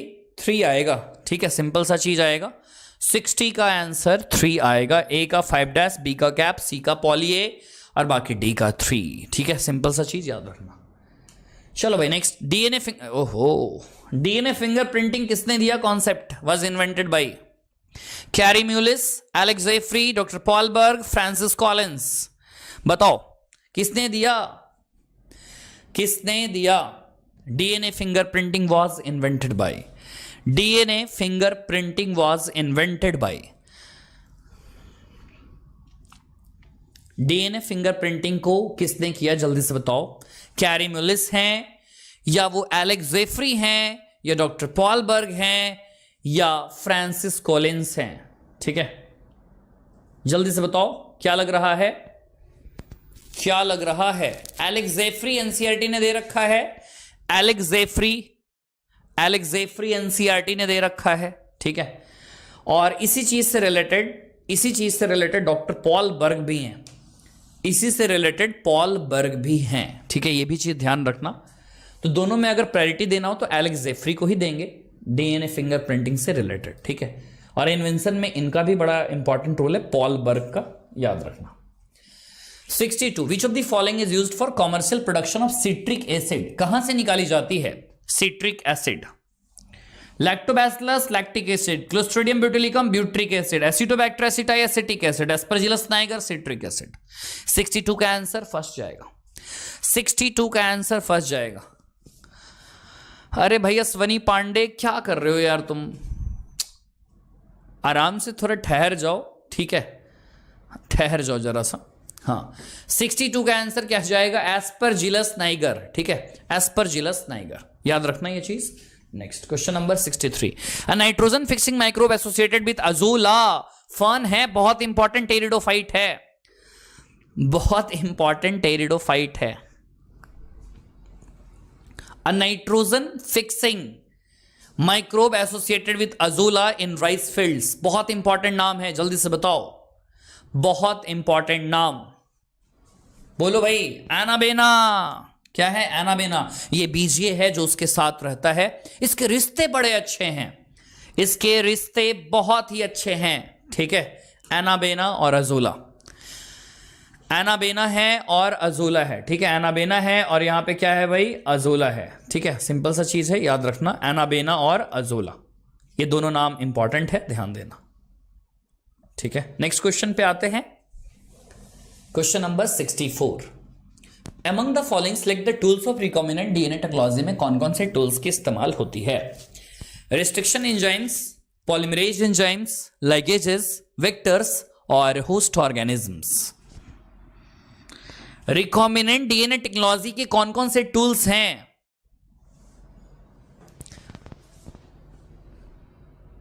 जल्दी से बताओ, क्या ये सारे टूल्स हैं? क्या ये सारे के सारे टूल्स हैं? बोलो भाई, सारे के सारे टूल्स हैं क्या? सारे के सारे टूल्स हैं यहां पे जो इस्तेमाल किए जाते हैं रिकॉम्बिनेंट डीएनए टेक्नोलॉजी में। Restriction enzyme, polymerase enzyme, ligases, vectors और होस्ट ऑर्गेनिज्म, ठीक है, इंपॉर्टेंट है, ध्यान देना इस पे। ये बायोटेक का काफी इंपॉर्टेंट पोर्शन है जहां पे हम लोग वेक्टर्स के बारे में पढ़ते हैं, जहां पे टूल्स के बारे में पढ़ते हैं जो पूरी बायोटेक में इस्तेमाल की जाती है। क्वेश्चन नंबर 65, ये वही बायोटेक एप्लीकेशन में ये क्वेश्चन आता है। क्राइवन A be given is gene is responsible for controlling of, क्या कंट्रोल करते हैं इससे? क्या कंट्रोल करते हैं इससे? इससे कॉर्न बोरर को कंट्रोल किया जाता है डायरेक्ट। इस डिजीज का नाम याद रखेंगे, कॉर्न बोरर, ठीक है, कॉर्न बोरर याद रखेंगे। ये कंट्रोल करने के लिए, काफी फसल बर्बाद हो जाती है इसकी वजह से, तो इसको कंट्रोल करने के लिए इस जीन का इस्तेमाल आजकल किया जा रहा है, ठीक है। अगारोजेल एक्सट्रैक्टेड फ्रॉम सीवीड्स, ठीक है भाई, फाइंड्स यूज इन, साफ लग रहा होगा तुम्हें, साफ लग रहा होगा, क्या है आंसर तो साफ दे रखा है। जेल इलेक्ट्रोफोरेसिस किसमें? अगारोजेल है ना, जेलिडियम ग्रासिलेरिया वगैरह से ऑब्टेन किए जाते हैं और जेल इलेक्ट्रोफोरेसिस में इस्तेमाल किए जाते हैं, जहां डीएनए पॉजिटिव निगेटिव चार्ज की बात करते हैं वहां पे, कि जो छोटे छोटे होंगे जल्दी जल्दी जाएंगे, सुने होगे तुम। आ जाओ 67, strategies for enhancement in food production. Jaya और Ratna high yielding semi dwarf varieties हैं।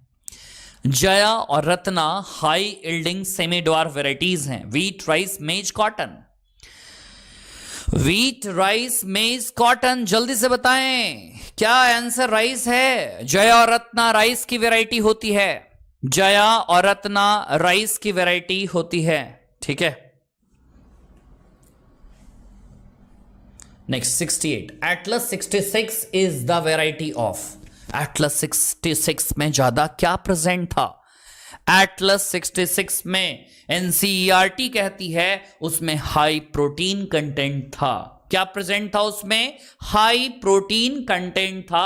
68 का आंसर फर्स्ट जाएगा। 69, ऑर्गेनिज्म एंड पॉपुलेशन का क्वेश्चन है, स्पीसीज इंटरेक्शन बताना है। इस ग्राफ में क्या बता रहा है ये?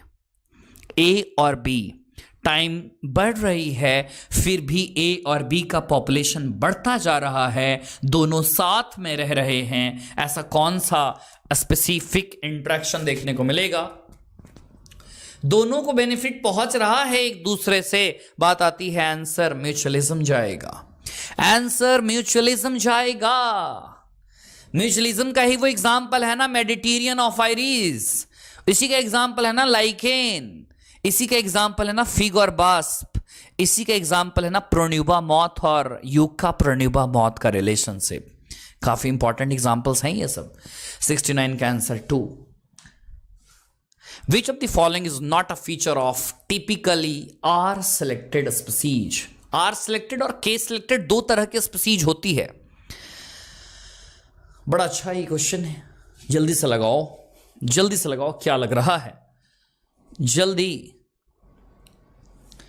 सुरेंद्र मीना, हीना सलमान, दिव्या सागर, अनिल कुमार, रिया यादव, निकिता पाटिल, जितेन, खुशी, जल्दी से बताओ क्या लग रहा है आंसर। अगर लॉन्ग लाइफ स्पैन आ रहा है तो तुम बिल्कुल सही हो। बच्चे कई सारे इस कॉन्सेप्ट को नहीं समझ पाते, ये कॉन्सेप्ट है क्या, थोड़ा सा बात को समझें, बताने की कोशिश करूंगा एग्जाम में क्योंकि क्वेश्चन आया हुआ है इस फॉर्मेट पे। समझें, सक्सेशन तो सब लोग समझते ही होंगे। अगर कहीं इकोलॉजिकल सक्सेशन हो रहा है और वहां पहली बार अगर कोई स्पीसीज आता है तो क्या वो पायनियर स्पीसीज होता है। जो सबसे आखिरी में आता है, इसके बीच में कई सारे आएंगे, 3 4 5 6 और एक सबसे आखिरी में आएगा, मानकर चलते हैं 7 नंबर। ये जो 7 नंबर सबसे आखिरी में आ रहा है, क्या ये वहां का क्लाइमेक्स कम्युनिटी होगा, ये वहां का पायनियर कम्युनिटी, ये क्लाइमेक्स कम्युनिटी की बात होगी। ठीक है, बीच में जो आते हैं इनको सीरियल कम्युनिटी कहते हैं या ट्रांजिशनल कम्युनिटी भी इनको कहा जाता है। ठीक है, ये जो पहला आया है, क्या इस पहले का बायोटिक पोटेंशियल कहते हैं, मतलब रिप्रोडक्शन की रेट बहुत ज्यादा होगी। पहले वाले की रिप्रोडक्शन बहुत तेजी से करेगा, स्टेबिलिटी इसकी जिंदगी में ज्यादा नहीं होगा क्योंकि पता है क्रस्टोज लाइकेन को मैं भी यहां हूं लेकिन कुछ दिनों के बाद मैं यहां नहीं रह पाऊंगा। इसकी रिप्रोडक्शन की रेट बहुत ज्यादा क्योंकि इसकी स्टेबिलिटी बहुत ही कम होती है। देखो जरा सा, हाई रेट ऑफ रिप्रोडक्शन हाँ, लार्ज नंबर ऑफ ऑफस्प्रिंग ना सिंगल मेटिंग हाँ, स्मॉल साइज जो ज्यादा बनेगा वो छोटे छोटे ही बनेंगे, लॉन्ग लाइफ स्पैन नहीं, कुछ दिनों में निपट जाने हैं। ये तीनों जो प्रॉपर्टीज हैं ये किसके प्रॉपर्टी हैं, आर सिलेक्टेड के फीचर हैं। बाकी जो आखिरी में है उसका अपोजिट कर दो, लो रेट ऑफ रिप्रोडक्शन मिलेगा उसका, इसमें स्मॉल नंबर ऑफ ऑफस्प्रिंग होगा, लार्ज साइज ऑफस्प्रिंग जैसे ट्रीज वगैरह आ जाएंगे, और बाकी लाइफ स्पैन की बात करें तो लॉन्ग लाइफ स्पैन तो मिलता ही है। बात समझ में आ गई होगी। Next question 71, question number 71, how many statements are correct. Correct statement कितने हैं, जल्दी से बताओ करेक्ट स्टेटमेंट कितने हैं। क्वेश्चन नंबर 71 बताओ भाई। Pyramid of biomass in sea is also generally inverted, बिल्कुल सही बात, जनरली इन्वर्टेड ही होता है ना। एक पैराडॉक्स कहती है NCERT, isn't that a paradox. Pyramid of energy is never inverted, हमेशा अपराइट होता है। In terrestrial ecosystem a much larger fraction of energy flows through detritus food chain, बिल्कुल। तो टेरेस्ट्रियल का जो मेजर फूड चेन है वो डेट्राइटस होता है, बैक्टीरिया और फंजाई का जो फूड चेन है।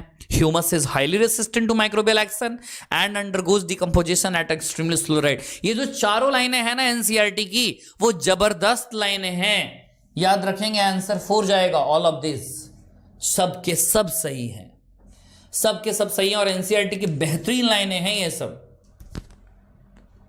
आ जाओ 72 में आखिरी के कुछ क्वेश्चन बच रहे हैं। In phosphorus cycle plants absorb phosphorus in which form. Chemistry में पढ़ा होगा तुमने 15th ग्रुप में, ऑर्थोफॉस्फोरस किस फॉर्म में आएगा, ऑर्थोफॉस्फोरस के फॉर्म में ये उसको एब्जॉर्ब करने का काम करते हैं। ठीक है छोटू, आगे चलें। Next question number 73, biodiversity mainly इन्हीं 4 बुराइयों के कारण होता है। ये 4 बुराइयां हैं, है ना, ये 4 बुराइयां हैं, इनको एविल क्वार्टेट कहते हैं। Which of the following is not considered evil quartet. Evil quartet में 4 चीजें आती हैं, habitat loss and fragmentation, over exploitation, alien species invasion और को एक्सटिंक्शन। आया आया आया, ये नहीं आया। क्या छूट गया इसमें, ओवर एक्सप्लॉयटेशन यहां पे छूट गया, ओवर प्रोडक्शन ना होकर ओवर एक्सप्लॉयटेशन होना चाहिए था। ठीक है Chhotu, next question number 74. Each biome have a wide variety of habitats that are formed by. Biome जैसे मान कर चलो कि कोई भी बायोम डेजर्ट बायोम है, कोई भी बहुत बड़ा बायोम की अगर बात चल रही है यहां पे, तो बताओ जल्दी से क्या लग रहा है तुम्हें, क्या लग रहा है जल्दी से बताओ.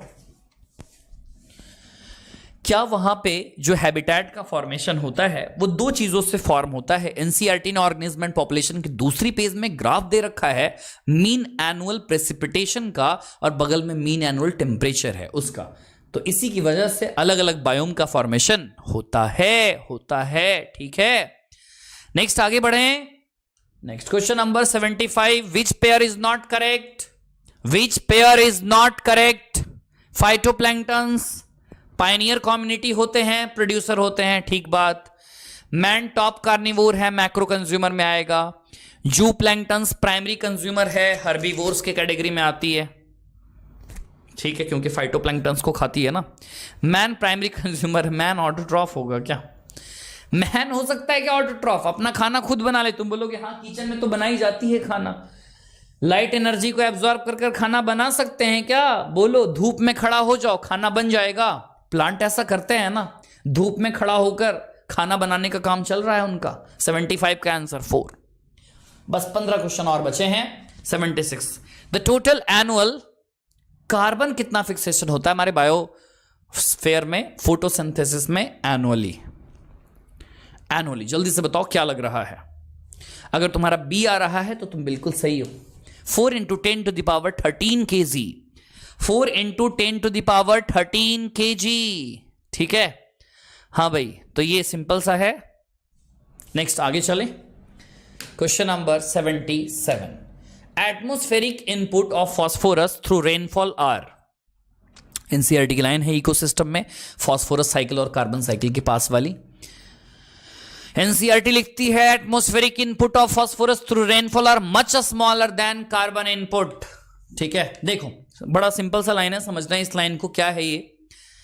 फॉस्फोरस सेडिमेंट्री साइकिल का हिस्सा है, वो हमारे अर्थ के नीचे रहेगा, मतलब सेडिमेंट पे नीचे इकट्ठा रहेगा. कार्बन, हाइड्रोजन, ऑक्सीजन, नाइट्रोजन सब हवा में है, तो वो गैसेस में आते हैं. तो जब बारिश होगी तो गैसेस वाला ही नीचे आएगा ना, फॉस्फोरस कैसे नीचे आएगा? तो एटमॉस्फेरिक इनपुट ऑफ फॉस्फोरस, अगर एटमॉस्फेयर में कुछ है भी नेग्लिजिबल अमाउंट में, तो बहुत ही कम होते हैं वो देन कार्बन इनपुट्स. कार्बन तो बहुत आता है. Which of the given age pyramid reflects a stable human population? A stable human population को कौन बता रहा है?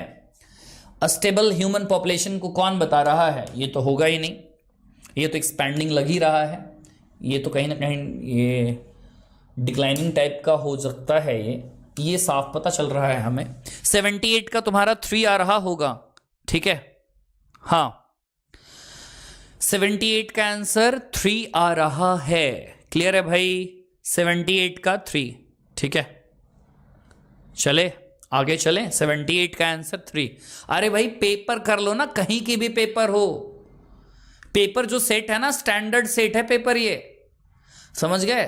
और जो बच्चे कर रहे हैं ना, मतलब अलग ही लेवल पे हैं वो, ठीक है. एक क्वेश्चन निकल नहीं पा रहा होगा, सिर्फ स्पैम फैला रहे हैं बस.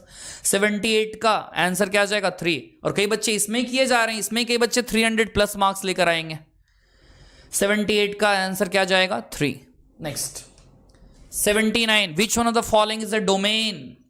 Which one of the following is a domain? जल्दी बताओ, डोमेन कौन सा है?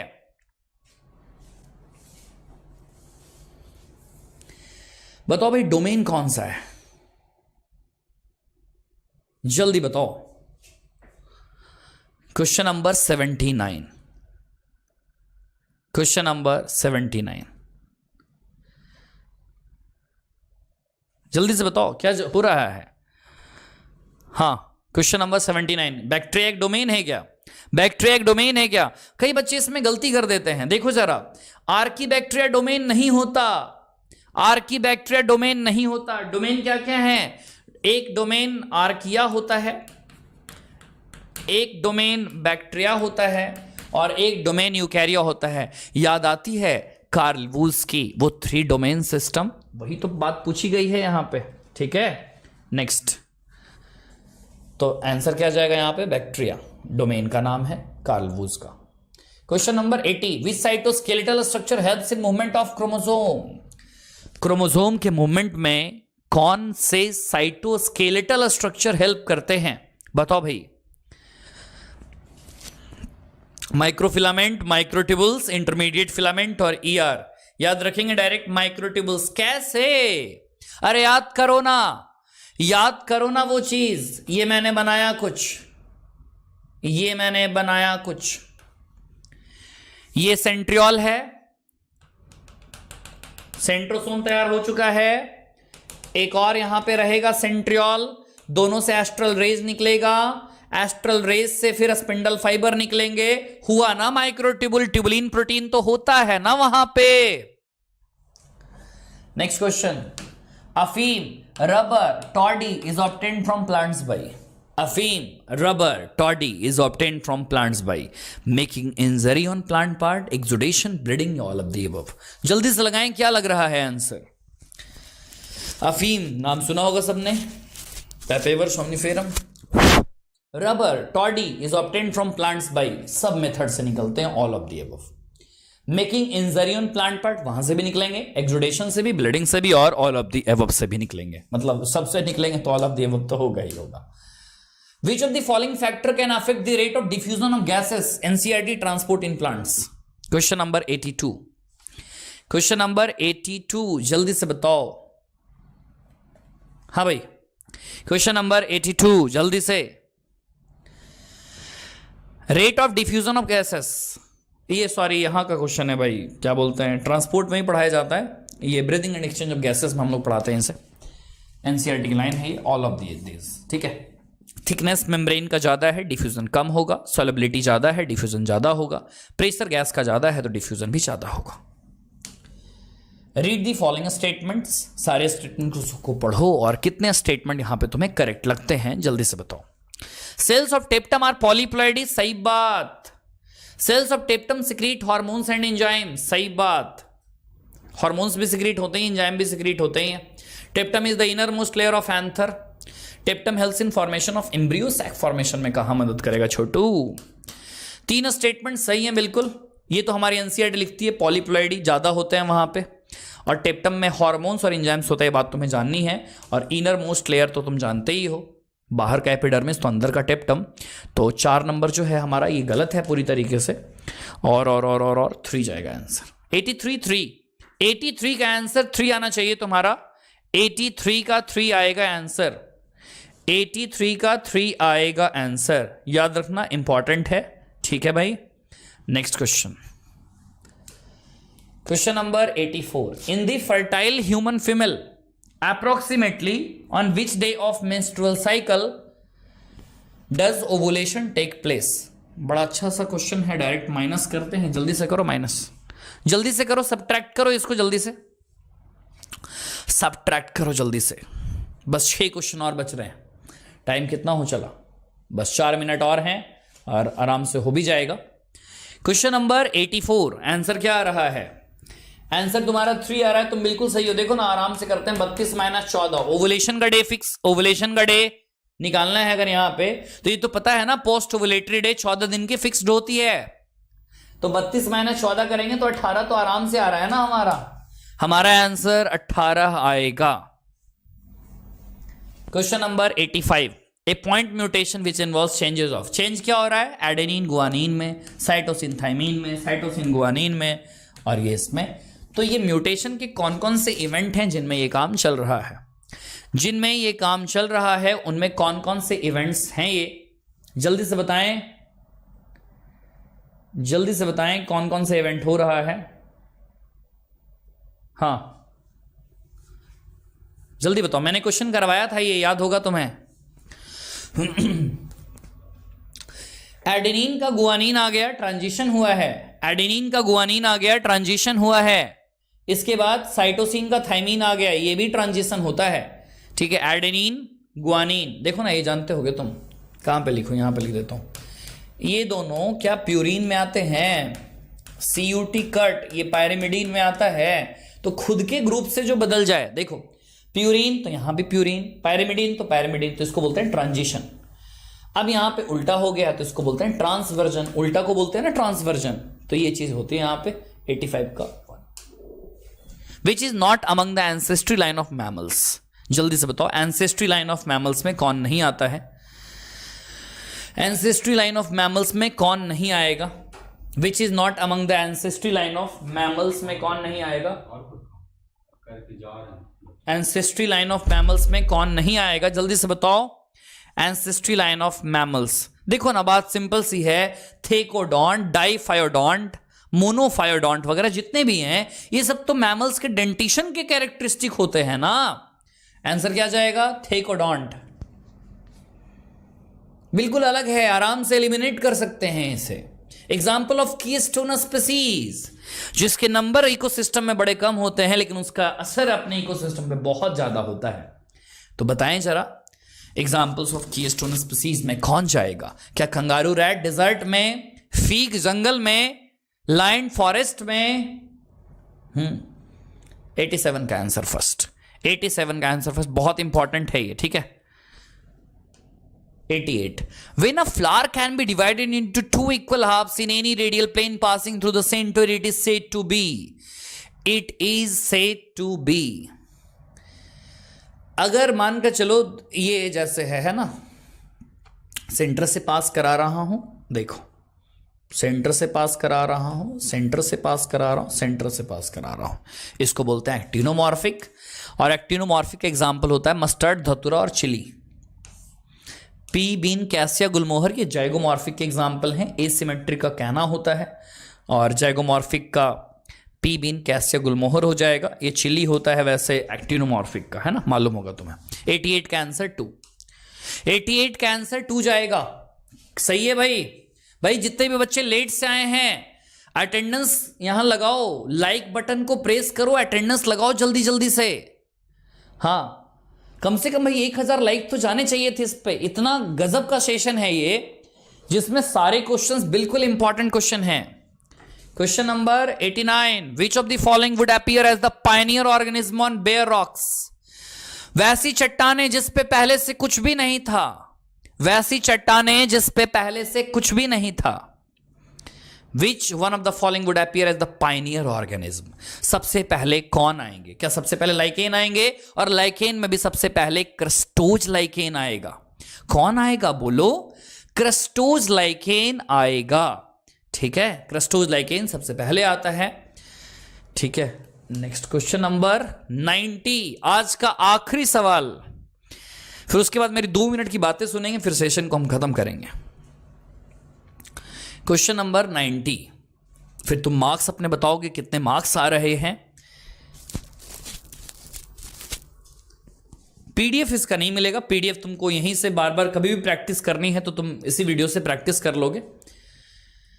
Identify the label parts in the given diagram and select the correct option from the following. क्या तुम्हें ई प्लाज्मा मेम्ब्रेन लग रहा है? ई अगर प्लाज्मा मेम्ब्रेन है तो ये तो गलत हो गया ना। बी, क्या तुम्हें सेंट्रल ब्रीज लग रहा है? बोलो छोटू। ए की बात करें, क्या सेंट्रल सीड लग रहा है तुम्हें? सी की बात करें, रेडियल स्पोक लग रहा है? क्या आंसर तुम्हारा 90 का फर्स्ट आ रहा है? 90 का फर्स्ट आ रहा है क्या? जल्दी बताओ, 90 का फर्स्ट आ रहा है क्या? हाँ, जितने बच्चे स्टार्टिंग से थे क्लास में या जो भी लेट से आए, टोटल 90 क्वेश्चंस हमने किए हैं। 90 क्वेश्चंस में तुम्हारे मार्क्स कितने आ रहे हैं? 90 क्वेश्चंस में तुम्हारे मार्क्स जो हैं वो कितने आ रहे हैं आउट ऑफ 90 में? जल्दी से बताओ भाई, आउट ऑफ 90 में तुम्हारे मार्क्स कितने आ रहे हैं? 90 आउट ऑफ 90 की बात करें, आज हमने तैयारी को आजमाया कि हमारी तैयारी कैसी चल रही है। तो आउट ऑफ 90 क्वेश्चंस की अगर बात करें तो बताओ 360 मार्क्स में कितने आए तुम्हारे? 360 मार्क्स में कितने मार्क्स आए हैं तुम्हारे? जल्दी से बताओ। अगर 300 प्लस तुम्हारे आ रहे हैं तो तुम्हारी तैयारी सही चल रही है। और जो एग्जाम में टाइम बचा है, क्योंकि एग्जाम मेरे अकॉर्डिंग जब होगा तो वो 15 सितंबर के आसपास होगा एग्जाम, ठीक है। 15 सितंबर के पहले तुम्हारा एग्जाम नहीं होने वाला मेरे अकॉर्डिंग, ठीक है। गवर्नमेंट उसको कंडक्ट कराने में भी टाइम लगेगा, ठीक है। तो अगर तुम्हारे 300 प्लस आ रहे हैं तब तो बहुत बेहतर है। 250 से नीचे अगर जा रहा है तुम्हारा, 250 से 300 वाले भी अपने आप को संभाल सकते हैं, लेकिन 250 से नीचे जा रहा है तो फिर दिक्कत आ रही है, क्योंकि ये पेपर इससे नीचे का लेवल नहीं जा सकता नीट का, समझ गए। ये सारे पेपर बिल्कुल स्टैंडर्ड लेवल पे सेट किए गए थे। वो सारे क्वेश्चन जितने भी थे वो इंपॉर्टेंट क्वेश्चन थे, कहीं ना कहीं टेस्ट सीरीज में आ चुके हैं ये क्वेश्चन, ठीक है। तो ये इंपॉर्टेंट क्वेश्चन थे सारे के सारे, ठीक है। और बस टाइम है अभी, आराम से इसकी तैयारी करो तुम, और आराम से इसकी तैयारी हो सकती है और तुम कर सकते हो ये, ठीक है। और अपने फ्रेंड्स में ज्यादा से ज्यादा शेयर करें ताकि उनको भी पता चल सके उनकी तैयारी कैसी चल रही है। और एक बार तैयारी पता चलता है फिर तो हमें समझ में आती है ना। और कोई बच्चा अगर चाहता है कि वो क्रैश कोर्स करे अनअकैडमी पे, तो अनअकैडमी पे क्रैश कोर्स स्टार्ट हो रही है कल से, 23 जून है। जो इंडिया के बेस्ट एडुकेटर्स हैं, जैसे फिजिक्स में बात करें Tamanna ma'am, Prateek sir, Mayank Joshi sir, GST sir, Sharda sir, Shailendra sir, Vineet sir, Shailendra sir, है ना, कई सारे जो टॉप फैकल्टी हैं। बायोलॉजी में देखो तुम्हें इतने सारे फैकल्टी मिल रहे हैं, और तुम मेरे सारे लेक्चर देख सकते हो अनअकैडमी प्लस पे आकर, है ना। तो ये फैसिलिटी तुम्हें यहाँ पे मिलेगी। इसके बाद जो बच्चे सब्सक्रिप्शन लेना चाह रहे हैं मैं उनको बता दूं, अनअकैडमी पे 2 तरह के सब्सक्रिप्शन प्लेटफॉर्म हैं, एक प्लस का और एक आइकनिक का। अगर तुम आइकनिक सब्सक्रिप्शन लेते हो तो तुम्हें जो एक पर्सनल कोच मिलेंगे जो अपने फील्ड में एक्सपर्ट होंगे, मतलब इंडिया के टॉप रैंकर्स होंगे वो नीट के, वो तुम्हें गाइड करेंगे इसमें कि तुम्हारी तैयारी कैसे चलनी चाहिए आइकनिक सब्सक्रिप्शन में। और अभी हमारे पास ये सेल भी चल रहा है, ये है ना, कॉम्बो सेल चल रहा है, जिसमें 1 साल का सब्सक्रिप्शन जो है उसमें 2 महीने फ्री हैं, 2 साल के सब्सक्रिप्शन में 3 महीने फ्री हैं। और तुम सब जानते हो कोड क्या यूज करना है, कोड हमेशा क्या यूज करना है, कुमार लाइव। ये कोड को यूज कर कर सब्सक्रिप्शन ले लेना, जिसको भी लेना है जल्दी से ले लेना, बैचेस जल्दी जल्दी स्टार्ट हो रही हैं। और ये मेरा व्हाट्सएप नंबर है, इस पर मैसेज कर देना कि सर मैंने सब्सक्रिप्शन ले लिया है, ठीक है, कुमार लाइव कोड को यूज कर कर। और ये अभी लिमिटेड टाइम ऑफर चल रहा है नीट एस्पिरेंट्स के लिए। अगर तुम अभी आइकनिक सब्सक्रिप्शन लेते हो तो तुम्हारे घर पे डिलीवर की जाएगी अनअकैडमी की जो नोट्स है ना, वो बिल्कुल नया फीचर है अनअकैडमी का, नोट्स तुम्हारे घर पे डिलीवर की जाएगी अनअकैडमी की स्टडी नोट्स। और जो भी बच्चे प्लस पे हैं वो आइकनिक में अपने आप को कन्वर्ट करा सकते हैं, ठीक है। बाकी कुमार लाइव कोड याद रखना, और ये मोबाइल नंबर है, व्हाट्सएप नंबर है, व्हाट्सएप कर देना मुझे मैसेज, ठीक है। तो बाकी तो तुम्हें समझ में आ ही गया, और तुमने आज अपनी तैयारी भी देख ली कि तुम्हारी तैयारी किस लेवल पे चल रही है, ठीक है। तो ऐसे सेशन और भी अगर तुम्हें चाहिए तो कमेंट में ज़रूर बताना। तुम्हारे मार्क्स कितने आए ये मुझे कमेंट बॉक्स में ज़रूर बताना जब सेशन ख़त्म हो जाए, ठीक है। और क्या और कर सकते हैं तुम्हारे लिए वो ज़रूर करेंगे। अग्नि परीक्षा जो है अब वो 1 शॉट में स्टार्ट होगी यूट्यूब पे। अपने सजेशंस कमेंट बॉक्स में ज़रूर दें, जो भी तुम्हें लगता है जैसा, और सेशन कैसा लगा ये तो ज़रूर बताएं, ठीक है। मिलेंगे हम लोग जल्दी ही, ठीक है। कई सारे ट्रिक्स के वीडियोस हैं, वो भी मुझे अपलोड करनी है इस चैनल पे बिट्स फॉर बायोलॉजी पे, और जल्दी हम लोग 2 लाख का परिवार बन जाएंगे बिट्स फॉर बायोलॉजी पे, ठीक है। तो ज़्यादा से ज़्यादा इस वीडियो को शेयर करें अपने दोस्तों के पास। 1 शॉट जल्दी स्टार्ट कर लौटूंगा मैं, ठीक है। जल्दी स्टार्ट करेंगे 1 शॉट बिट्स फॉर बायोलॉजी पे, और क्वेश्चंस प्रैक्टिस करेंगे अनअकैडमी के स्पेशल क्लासेस में। ओके बच्चों, चिंता मत करो, बस तुम बस प्रैक्टिस करते रहो, एनसीईआरटी पूरी एक बार देखते रहो, रिवीजन करते रहो, ठीक है। और बाकी बिट्स फॉर बायोलॉजी पे पहले बहुत सारे क्विक रिवीजन सीरीज के वीडियोस हैं, उनसे रिवीजन करते रहो। आखिरी टाइम आ रहा है हमारा, अभी भी एग्जाम में टाइम है, सिलेक्शन हो सकता है, बस अपने तरफ से मत हारना, क्योंकि तुम हार गए तो तुम्हें कोई जिता नहीं सकता, लेकिन तुम्हारे मन में अगर हौसला रहा तो तुम इस जग को जीत लोगे, समझ गए। मिलते हैं फिर हम लोग अगली क्लास में। Okay, bye bye, thank you. Sunday को AITS इस बार लेना था तो कुछ प्रॉब्लम आ गई, तो इस बार नहीं हो पाया AITS, जल्दी AITS भी होगा, ठीक है। Okay, bye bye, thank you. अगर ऐसे टेस्ट और भी चाहिए मोस्ट एक्सपेक्टेड वाले तो तुम आ सकते हो, कमेंट में लिख सकते हो, ठीक है। Okay, bye bye, thank you. अगर इस चैनल पे पहली बार आए हो तो हमारे इस चैनल को सब्सक्राइब